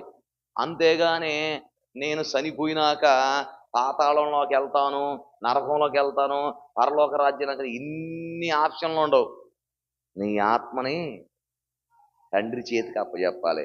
అంటే తండ్రి ద్వారా నీ ఆత్మ వచ్చింది మనలోకి, మళ్ళా మనం ఆయనకి. అంటే ఒక బాధ్యత అప్పచెప్పినప్పుడు మనం కూడా మళ్ళా అప్పచెప్పేటట్టు ఉండాలి. అర్థమైందా? అవునా కాదా? ఇప్పుడు మీకు సపోజ్ ఏదన్నా పని అప్పచెప్పానుకో, మధ్యలో విడిచిపెట్టి వెళ్ళిపోతారు, చివరికి వచ్చి చెబుతారా? ఇప్పుడు సపోజ్ మీకు పని అప్పచెప్పానమ్మా, మీకు అర్థం కావాలని పని అప్పచెప్పాను, చేసి తిరిగి వచ్చి పాస్టర్ గారు మేము పని చేసాం అని చెబుతారా? అటు నుంచి వెళ్ళిపోతారా? ఎందుకు వచ్చి చెబుతారు? పాస్టర్ గారు నాకు ఈ పని అప్పచెప్పావు, ఫ్లెక్సీలు వేయడం అప్పచెప్పావు, పోస్టర్లు వేయడం అప్పచెప్పావు, నేను చేశాను ఇదిగో అని చెప్పి మళ్ళీ మనకు వచ్చి, అయ్యా చేసి వచ్చానయ్యా ఇదిగో కొన్ని పోస్టర్లు మిగిలి అని నాకు అప్పచెబుతావు. అంటే నేను చెప్పింది మళ్ళీ నాకే అప్పచెబుతావు, అవునా కదా? అలాగే దేవుడు మన ఆత్మ ఎక్కడి నుంచి వచ్చిందంట? నరుని ఆత్మ యెహోవా పెట్టిన దీపము. ఈ దీపం ఆరకముందే ఈ దీపాన్ని ఆయనకు అప్పచెప్పాలి. అంతేగాని ఈ దీపం ఉన్నంతసేపు ఎంజాయ్ చేస్తా, గంజాయి కొట్ట, డీజే పెట్టుకుని ఎగురుతున్నా రేపు పొద్దున అక్కడ కూడా ఎగరాలి. ఎగురుతావు లేదా? నన్ను ఎగురుతున్నారు, అస్సలు మామూలు ఎగరతలేదండి. ఎందు మరి నేను కొత్తగా చూస్తున్నా ఇంతవరకు. డీజే పెట్టి ఎందో చెమ్ములు నీళ్ళు పోసుకొని ఎగురుతున్నారు. ఇట్లా ఆడవాళ్ళు లేదు, మగవాళ్ళు. ఎక్కడ ఎగిరితే రేపు పొద్దున పాతాళంలో కూడా ఎగరాలా లేదా? ఊరుకుంటాడు ఏంది ఆయన? ఊరుకోడు. అక్కడ ఎగిరావు కదా నాయన, ఇక్కడ కూడా ఈ ఆత్మ ఆయనది కాబట్టి ఈ ఆత్మ మళ్ళీ ఆయన చెంతగా మనము కూడా ఈ లోకంలోకి వచ్చింది ఆయన కృప ద్వారానే. అంతేగాని మనకే మనమే వచ్చాము తల్లి గర్భంలోకి రాలా. ఇంకెక్కడికి వెళ్తాడు? అలా ఆవిడ కూడా ఉంది. ఇద్దరు కలిసి ఎక్కడికి వెళ్తారు? మధ్యలో ఇంకెక్కడికి వెళ్ళరు కదా. అట్లానే దేవుడి దగ్గర నుంచి వచ్చిన మనం మళ్ళా ఎక్కడికి వెళ్ళాలి? వెళ్ళాలంటే మనం ఏం చేయాలి? కొడుకు పెళ్ళయిందిగా, ఏం చేయాలి? తీసుకోవాలి బాప్తిసం. ఏం చేయాలి? మాట ఇచ్చావు నాకు కాదమ్మా, చెప్పాలి. ఎవరికి? ఆయనకి అసలే రుణపడి ఉండం మనం, ఆయనకు ఒప్పుకుండం. ఆయనకి మాట ఇచ్చాం కనుక కన్ఫామ్గా మనం తీసుకొని ఆయన రక్తంలో కడగబడి ఆయన చెంతకు చేరేలాగా మనం ఉండగలగాలి. ఈరోజు 7 మాటలు కొన్న ఊపిరితో సిలువులో మరి ఆయన మండు టెండలో పలికిన మాటలండి. ఎందుకు ఆ క్షణంలో పలికాడంటే ఈ మాటలు నువ్వు మనసులో పెట్టుకోవాలి. ఎక్కడ పెట్టుకోవాలి? హృదయంలో పెట్టుకోవాలి. ఎప్పుడు నిజమే. ఎందుకంటే కొన్న ఊపిరితో ఉన్నప్పుడు, ఇప్పుడు చనిపోయేవాడు నువ్వు మాట చెబితే ఏముంటది? గుర్తుండదా లేదా? మా అమ్మ చనిపోయేటప్పుడు ఈ మాట చెప్పింది, మా అయ్య చనిపోయేటప్పుడు ఈ మాట చెప్పాడు, ఒరే నువ్వు జాగ్రత్తలో పలానా వాళ్ళతో అన్నాడు అనుకోండి, ఏం చేస్తాం? అమ్మ మా అయ్య చనిపోయేటప్పుడు చెప్పాడు అసలు ఈ మాట, జాగ్రత్తగా ఉండాలంట. అవునా కదా? చెప్పాలి. కనుక ఈ మాటలు కూడా 7 మాటలు మన హృదయంలో పెట్టుకుంటే మనం ఆశ్రయించబడతాం. అంతేగాని ఇక్కడ విని ఎక్కడే చెప్పాలి, వదిలేద్దామా, హృదయంలో పెట్టుకుందామా? ఇక్కడ ఎండాకాలం కదా, ఏడబడితే ఆడలే, మనం అలా కాదుగా. అర్థమైందా? కనుక విని హృదయంలో పెట్టుకుంటే ఎవడని తీసేస్తాడండి? హృదయంలో పెట్టుకుంది ఎవడు తీసేయలేడు. మీరు పాటలు పాడుతున్నారు, చెల్లు బట్టి పాడేవాళ్ళు ఉన్నారు, పుస్తకాలు పెట్టి పాడేవాడు ఉన్నాడు. హృదయంలో పాడేవాడు ఎవడని తీస్తాడండి? చెప్పాలి. యాదమ్మ గారు పాట పాడింది, రాత్రి కూడా పాడింది. దాటిపో కొయ్య అనే పాట, శాలేం రాజు గారి పాట, కొత్త పాట అది. ఆ పాట ఆమె పాడుతుంటే నేను ఆశ్చర్యంగా చూశా. ఎందుకంటే తన హృదయంలో నుంచి వచ్చింది ఆ పాట, దాచుకుంది. ఆ హృదయం నుంచి కొత్త పాటని లిబిట్ చేసేసింది. అంటే హృదయంలో పెట్టుకుంది ఎవడని తీసేస్తాడా? తీసేడుగా. అంటే హృదయంలో పెట్టుకోవాలి ఈ 7 మాటలు. అర్థమైందా? ఈ 7 మాటలు హృదయం అంటే నువ్వు గొప్పగా ఆశ్రయించబడతావు. అంతేగాని హృదయంలో 7 మాటలు లేకుండా ఇక్కడ విని ఇక్కడ వదిలేసేలాగా నువ్వు ఎప్పుడు ఉండవాకండి. కన్ఫామ్గా 7 మాటలు ఆయన ఎక్కడ పలికాడు అసలు? చెప్పాలి మీరిక. కొన్న ఊపిరితో ఉన్నప్పుడు ఆయన కలవరసిలో మండు టెండలో మనం ఇక్కడ శుభ్రంగా చల్లగా కూర్చున్నాం.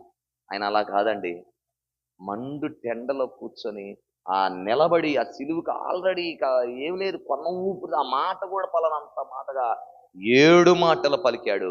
ఆ 7 మాటలని జీవితంలో నీ హృదయంలో నా దేవుడు ఫలింప చేయబడునుగాక, నూరంతల ఫలింప చేయబడునుగాక. మరొక్కసారి 7 మాటలు రిపీట్ చేద్దాం. మొట్టమొదటి మాట ఏం చెప్పానమ్మా?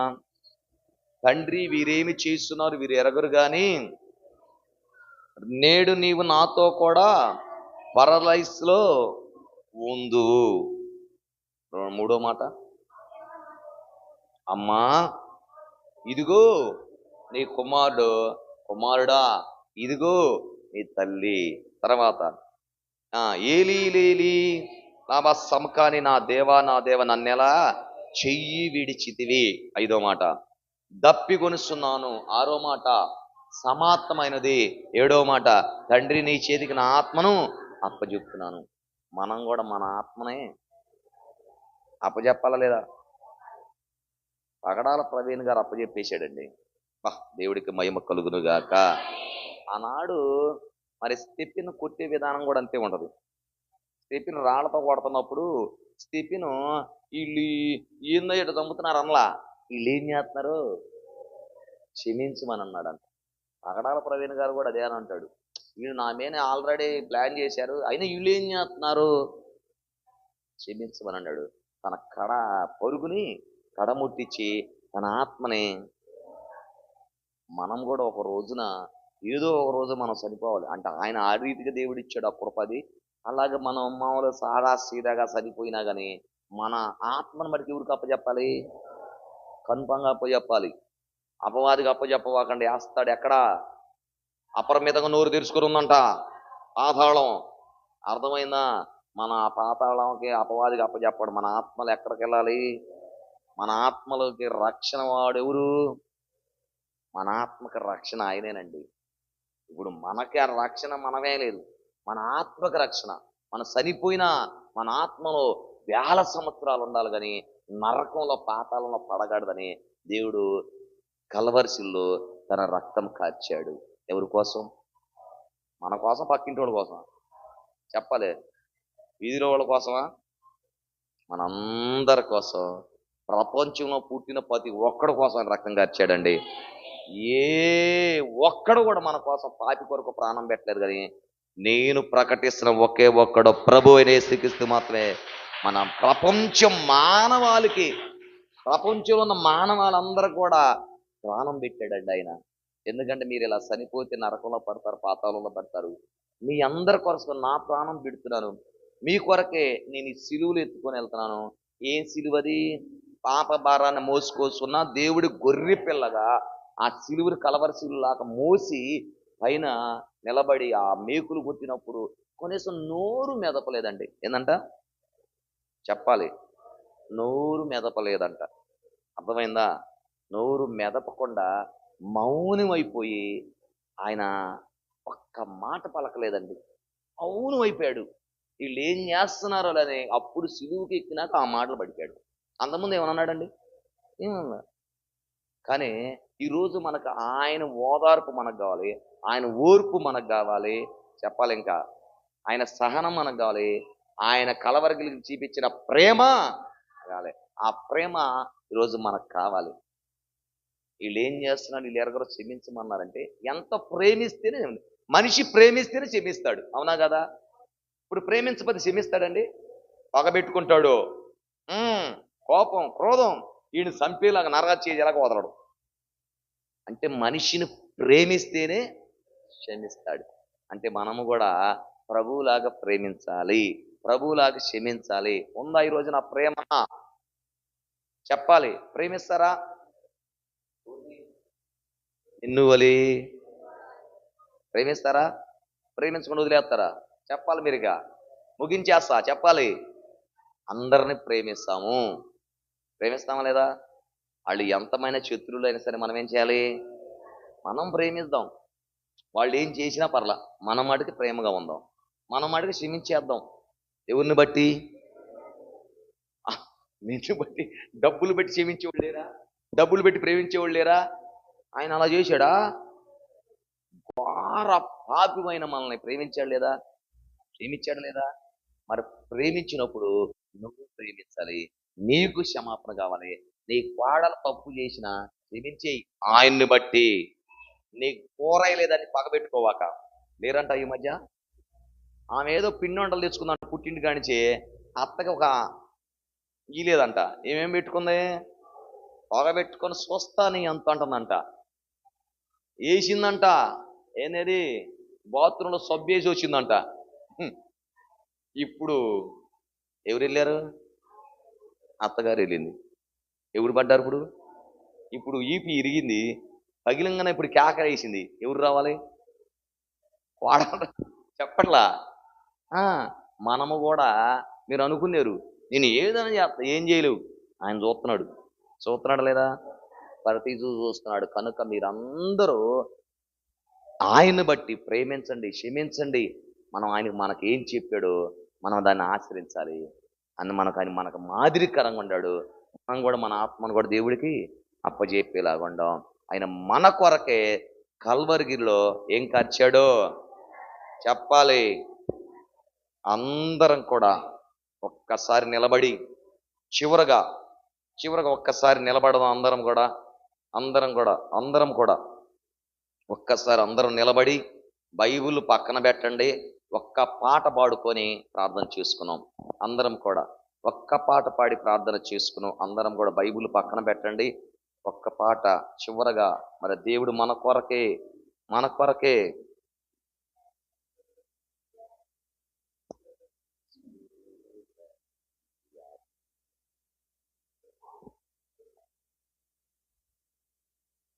ప్రతి ఒక్కరం కూడా అందరం కూడా హృదయపూర్వకంగా ఆయన మన కొరకే చూపించిన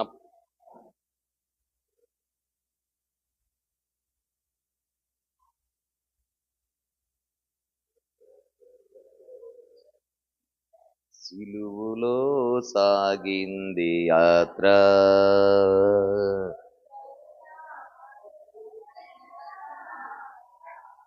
సిలువులో సాగింది యాత్ర,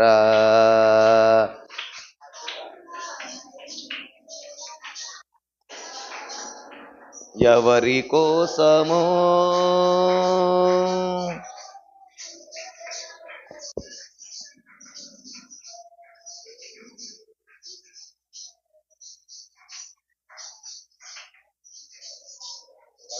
సిలువలో సాగింది యాత్ర. అందరూ కూడా హృదయపూర్వకంగా కరుణామయుని దయగల పాత్ర, ఇది ఎవరి కోసమో, ఈ జగతి కోసమే, ఈ జనుల కోసమే.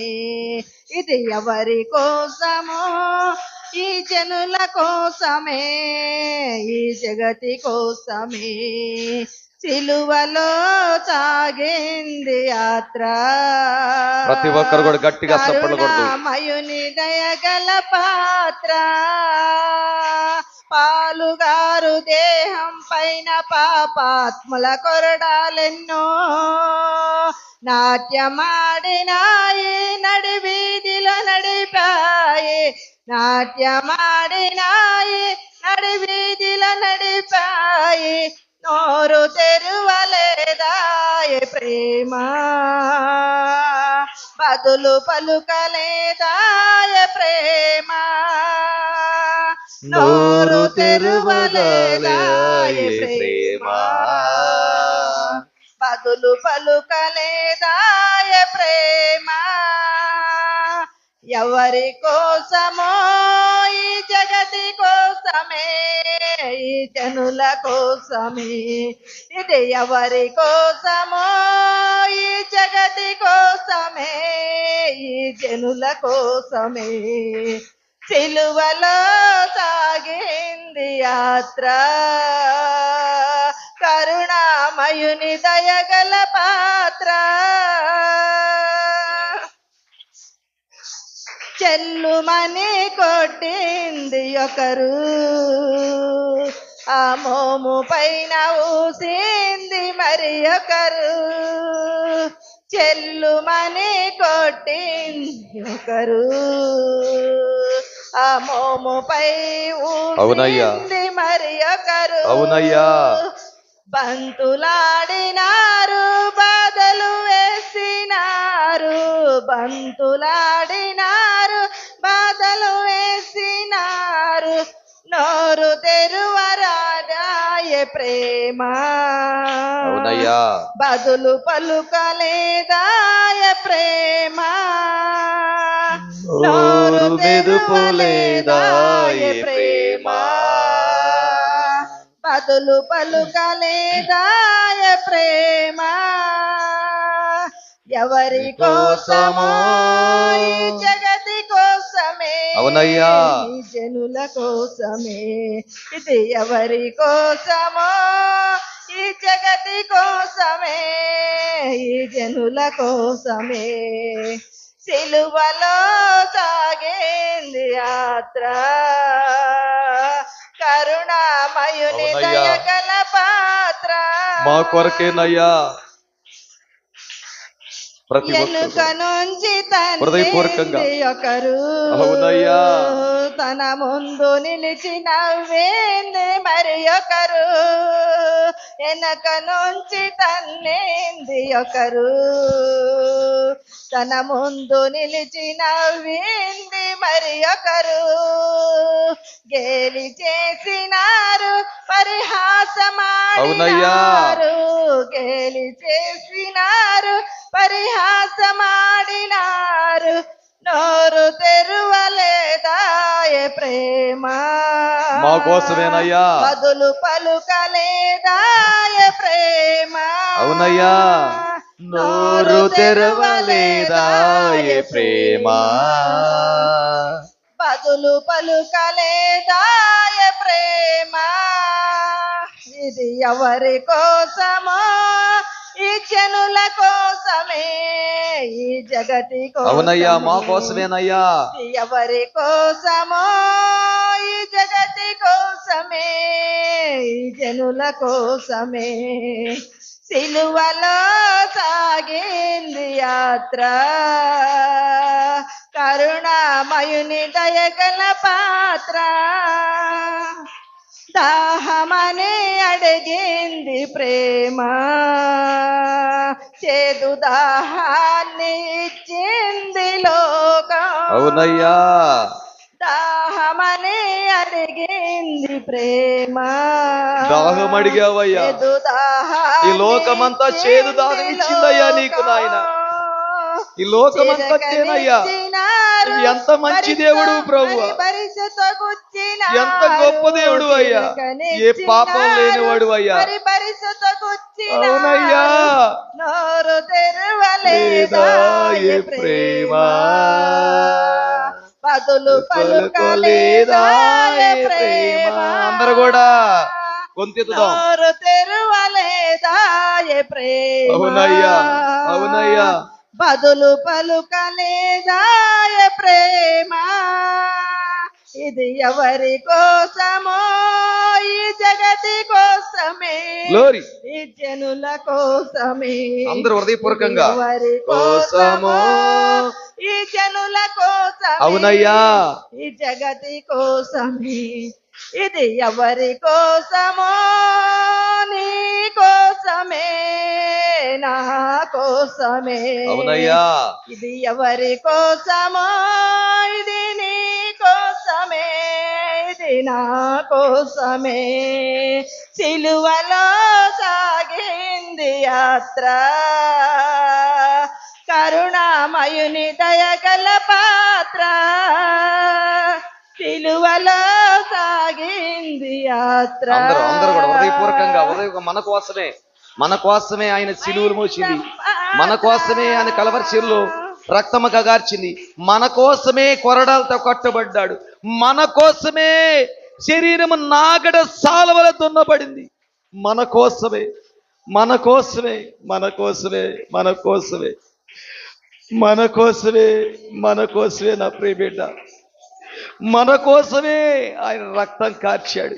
ఆయన రక్తము కార్చిన బట్టి మనం ఈ రోజున ఈ కృపలో ఈ రీతిగా మనం ఉండగలిగాం.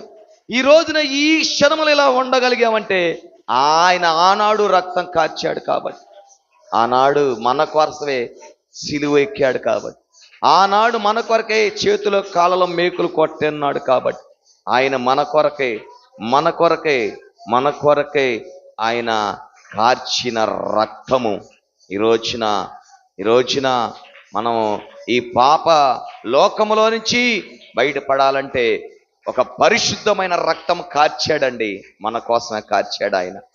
రోజున హృదయపూర్వకంగా ప్రార్థనలు ఎక్కిపోద్దాం, అందరూ ప్రార్థనలు ఎక్కిపోద్దాం. మహాపరిశుద్ధుడు గల ప్రేమ గల తండ్రి, నీ నామానికి ఘనమైన స్తోత్రాలయ్యా. నీ మహాకృపను బట్టయ్యా ఈ రీతిగా ప్రభువా నీ సన్నిధిలో నాయనా మీరు సిలువలో మా కోసమే కొన్న ఊపిరితో మండు టెండలో ఉన్నప్పుడు 7 మాటలు పలికారయ్యా. ఆ మాటలు ఈ రోజున నాయన మా హృదయానికి నాయన అయ్యా అత్తుకునేలాగా మాట్లాడారయ్యా.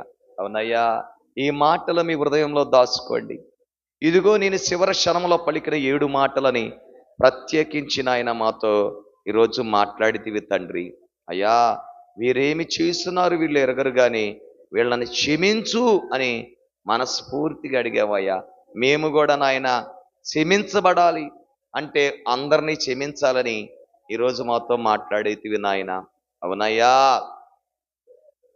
నేడు నీవు కూడా నా పరదేశంలో ఉంటావు అనే ఒక దొంగతో పలికావయ్యా. మేము కూడా నాయన అయ్యా నిన్ను అత్తుకునేవారిలాగా ఉండాలి కానీ నిన్ను విడిచిపెట్టేలాగా ఉండకూడదు. మేము చివరి క్షణంలో నాయన మా పాపాలు ఒప్పుకుంటే మాకు గొప్ప క్షమాపణ దొరికిద్దయ్యా. అది నీలోనే ఉందని అయ్యా ఈరోజు స్పష్టంగా మాతో మాట్లాడితివి నాయన. అవునయ్యా, ఇదిగో తండ్రి నీ కృపలో 3వ మాటగా అమ్మా ఇదిగో నీ కుమారుడు కుమారుడా ఇదిగో నీ తల్లని పలికావయ్యా. మాకు ఒక బాధ్యత అప్పచెప్తే మేము నీకు అత్తుకుంటే మీకు దగ్గరగా ఉంటేనే మాకు ఒక పని అప్పచెబుతారు, ఒక బాధ్యత అప్పచెబుతారు, ఒక జాబ్ అప్పచెబుతారు, ఒక వ్యాపారం అప్పచెబుతారు. అయ్యా మీకు దూరంగా ఉంటే మేమి సాధించలేము నాయన. స్పష్టంగా ఈరోజు మాతో మాట్లాడితే వేసయ్యా. అవునయ్యా, ఇదిగో తండ్రి నీ కృపలో నాయన.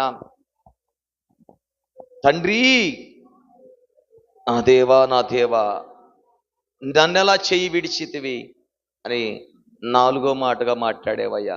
అవునయ్యా, ఈ లోకంలో ఎవరు చెయ్యి విడిచినా నువ్వు విడవటం లేదయ్యా. తండ్రి విడిచినా, తల్లి విడిచినా, బిడ్డలు విడిచినా, భార్య విడిచినా, భర్త విడిచినా నువ్వు మాత్రం విడవకుండా మమ్మల్ని అయ్యా ఎప్పుడు మాతో ఉంటూ మాలోనుంటూ నడిపిస్తున్న దేవుడు అయ్యా. అందును బట్టి నీకు స్తోత్రములు తండ్రి. ఇదిగో నాయన 5వ మాటగా ప్రభువా, అయ్యా నేను దప్పిగొనుస్తున్నానని అయ్యా నా తండ్రి చెప్పావు. అయ్యా మీ నీటి వాక్యము మేము ఎప్పుడు కూడా మా హృదయంలో ఉన్నప్పుడు నాయన మేము ఎప్పుడు దప్పికొనమయ్యా. నీవు ఇచ్చిన నీళ్లు ఎప్పుడు తాగినా దప్పికొనడని సమరిస్త్రీ చెప్పలిగిన మాటల ప్రకారం నాయన ఎప్పుడు కూడా నీ వాక్యమనే ఉదక స్నానము చేస్తూ ఎప్పుడు నీ వాక్యముని అత్తుకుంటూ ఎక్కువ నీ వాక్యంతో మేము నింపబడాలని స్పష్టంగా ఈరోజు మాతో మాట్లాడేవయ్యా. నీ వాక్యం ఎప్పుడు మా హృదయంలో ఉంటే మేము ఎప్పుడు దప్పికొన్నాం, ఎండిపోమయ్యా, పచ్చగా ఉంటాం ప్రభా. ఆ గిన్నె నిండా పొరులుస్తున్నట్టుగా ఉంటాం. 6వ మాటగా సమాప్తమైనది చెవు. ఈ లోకానికి వచ్చేవను సమాప్తం చేసేవయ్యా. మాకప్పజెప్పిన పనిని బాధ్యతలని మేము సమాప్తం చేయాలి కానీ మధ్యలో విడిచిపెట్టేలాగా ఉండకూడదు నాయన. అయ్యా మా ప్రియబిడ్డలు CST టీం విషయంలో రోజు బైబిల్ చదువుతున్నారు, ప్రార్థన చేస్తున్నారు. అయ్యా మధ్యలో విడిచిపెట్టకూడదు, సమాప్తం చేయాలి, దాని పనిని ముగించాలి కానీ అయ్యా మధ్యలో ఏ ఒక్కరం కూడా విడిచిపెట్టకూడదు అయ్యా. అలాగే భార్యాభర్తల కనిపిల బంధాన్ని మధ్యలో విడిచిపెట్టకూడదు. బిడ్డలు ఇచ్చారు, వాళ్ళ బాధ్యత నెరవేర్చాలి కానీ అట్లా విడిచిపెట్టకూడదని అన్ని విషయముల మాతో మాట్లాడి బలపరిచారు. చివరగా నాయన ఇదిగో నా ఆత్మని తండ్రి నీ చేతికి అప్పచెబుతున్నానని అయ్యా మేము మా ఆత్మలు కూడా నీ చేతికి అప్పచెప్పాలని స్పష్టంగా మాతో మాట్లాడావు. మా ఆత్మలు నాయన అయ్యా నరుని ఆత్మ యెహోవా పెట్టిన దీపమే. ఈ ఆత్మ మరలా ఎక్కడికి వచ్చిందో అక్కడికే వెళ్ళాలంటే అయ్యా మీలో మేము బాప్తిస్మని నీ రక్తంతో కడగబడినప్పుడు మేము నీ పరిశుద్ధుడి గుండా మీరు పరిశుద్ధంగా ఉండని అంటున్నావు అయ్యా. మేము పరిశుద్ధంగా ఉన్నప్పుడే మళ్ళా నీ చెంత చేరి నీ సన్నిధిలో ఎదుగుతావు నాయన. నీ పరలోక రాజ్యములో స్పష్టంగా చివరగా 7 మాటలు పలికి నాయన నీ ఆత్మని ఈ లోకంలో నుంచి నా తండ్రి నువ్వు ఏదైతే చెప్పావో లేఖనాల ప్రకారం 3వ రోజు తిరుగు లెగుస్తానని చెప్పిన విధంగా ఆ రోజు నాయన శుక్రవారం అయా నా తన 3 గంటల సమయంలో నీ ఆత్మని నాయన విడిచిపెట్టడం జరిగింది అయ్యా. తర్వాత నా తండ్రి నీవే నిజ దేవుడు అని తెలుసుకున్నారయ్యా. పిలాతు కూడా తెలుసుకున్నాడు. ఆ రోజు నాయన అయ్యా సమాజ మందిరములో ఉండ పరిశుద్ధ తెరలో ఆయన అతి పరిశుద్ధ స్థలములో ఉన్న ఆ తెర తెగిపోయిందయ్యా నాయన. అయా ప్రత్యక్ష గుడాలలో తెర అతి పెద్ద శబ్దములో ఉన్న అడ్డుగా ఉన్న తెర తెగిపోయింది నాయన. అయా నా తండ్రి కింద నుంచి కాదు పై నుంచి తెగిపోయిందని రాయబడింది నా తండ్రి. అయా అతి పరిశుద్ధ స్థలానికి పరిశుద్ధ దానికి మధ్యలో ఉన్న తెరను తెంపేశావు. మీరందరూ ఒకటే అని చెప్పి ఇచ్చావయ్యా. ఈ రోజున కులమతాల లేదు కానీ మేమందరం ఒకటే నీలో ఒకటేనయ్యా. ఆ ఊరు ఈ ఊరు ఆ క్యాస్ట్ ఈ క్యాస్ట్ కాదని మేమందరం నీలో ఒక్కలమే అని చెప్పి ఈ రోజున మాతో మాట్లాడారయ్యా. అందరిని బట్టి స్తోత్రములు. మా ప్రియ బిడ్డలు ఎంతవరకు ఎంత ఓపికతో నీ మాటలు వింటూ నాయన తన హృదయాల్లో ఫలింపు చేయమని అడుగుతున్నానయ్యా. ఈ చివరగా మీరు పలికిన మాటలు నాయన వాళ్ళ హృదయాల్లో 100 ఫలింపు చేయండి అయ్యా. ఎత్తబడి నీ వాక్యాన్ని ప్రతి ఒక్కరి హృదయంలో 100 ఫలింపు చేయండి. మా ప్రియ బిడ్డలు నాయన ఇదిగో నీ సన్నిధిలో గడుపుతున్నారయ్యా. ఇదిగో తండ్రి నీ కృపలో నాయన ఇంకనూ ఎంతమంది అయితే గర్భఫలం కోసం మొరపెడుతుంటే ప్రతి గర్భం నీ నామములో తెరవబడును గాకని గర్భఫలం తెరిచి బిడ్డలకు ఆరోగ్యం తెచ్చండి. వివాహాలు కాగదండి, వివాహాల మహిమకరంగా జరిపించండి. అనారోగ్యంతో సంపూర్ణ స్వస్థత ఇచ్చండి. అప్పులేంటి గుప్పిళ్ళ 100 నింపండి. ఏ కుటుంబంలో నెమ్మది లేదో సమాధానం లేదో అట్టి కుటుంబాలు నీ ప్రేమతో నింపి సమాధానంతో కట్టయ్యా. తాగుమోతు బంధకాల పాప బంధకాల పడిపోయిన కుటుంబాలంటే వాళ్ళ ఎస్నాలు చేస్తూ నామలో విడిపించ బుడిదురుగాక ప్రార్థిస్తున్నాం. జాబులు లేక, పనులు లేక, వ్యాపారం లేక బాధపడుతుంటే మీరు గొప్ప సహాయం దయచేయండి అయ్యా. చేతబడి దురాత్మ సీకడ శక్తులతో బందీలేంటే గొప్ప విడుదల దయచేయండి అయ్యా. పాడి పంటల పంట పొలాలు మీరు గొప్పగా ఆశ్రదించండి స్వామి. కోర్టు సమస్యల పోలీస్ స్టేషన్ కేసులు విచారిపోతున్న బిడ్డలకు విడుదల దయచేయండి అయ్యా. అయ్యా నీ కృపలో నాయన ఎత్తబడి నీ వాక్యాన్ని ప్రతి బురదయంలో భద్రపతి ప్రతి ఒక్క నీ వాక్యానుసారంగా నడుచుకుని కృపను దయచేయండి అయ్యా. ఈ రోజున చేరి వచ్చిన బిడ్డలు నాయన తిరిగి వెళ్తుండాల ప్రయాణం అంతా తోడుగుండి నెలంతా వారం అంతా కూడా ఇక్కడ నిత్యాత్మను నడిపించండి. బిడ్డలు పొలాలు వెళ్తుండగా పగలు ఎండ దెబ్బ రాత్రి వెనులు దెబ్బగా తగలదు. నేను విడవన ఎడబాయిన నా దేవుడు అయ్యా. ఈ రోజున చేరి వచ్చిన బిడ్డలు బంధువులు చుట్టాలు ఆయన లైవ్ చూస్తున్న ప్రతి కుటుంబాన్ని చేతిగా పొందింది. మూల్యమైన రక్తం తరికాలు మొదలుకొని నడి నెత్తిన వరకు గడిగి పరిశుద్ధులు చేయి మమ్మ కంటే తెల్లగా తీర్చిన ఆయన అనేక స్తోత్రములు. నీ కృపలో ఈ బ్రగబండ్లో ఉన్న అయా పక్కన 8 సెంటు ఎదురున్న 5 సెంటు స్థలాన్ని కూడా త్వరగా సిద్ధపరచండి అయ్యా. మరి నీవు ఇచ్చిన దర్శనం స్థిరపరచండి. అదేగా నాయన బెల్లంకొండ స్థలముల మందిరం కడతాను ద్వారము తెరండి. నీ కృపలో దోపర్తుల మందిరం అంతా సంపూర్ణంగా పూర్తి చేయండి.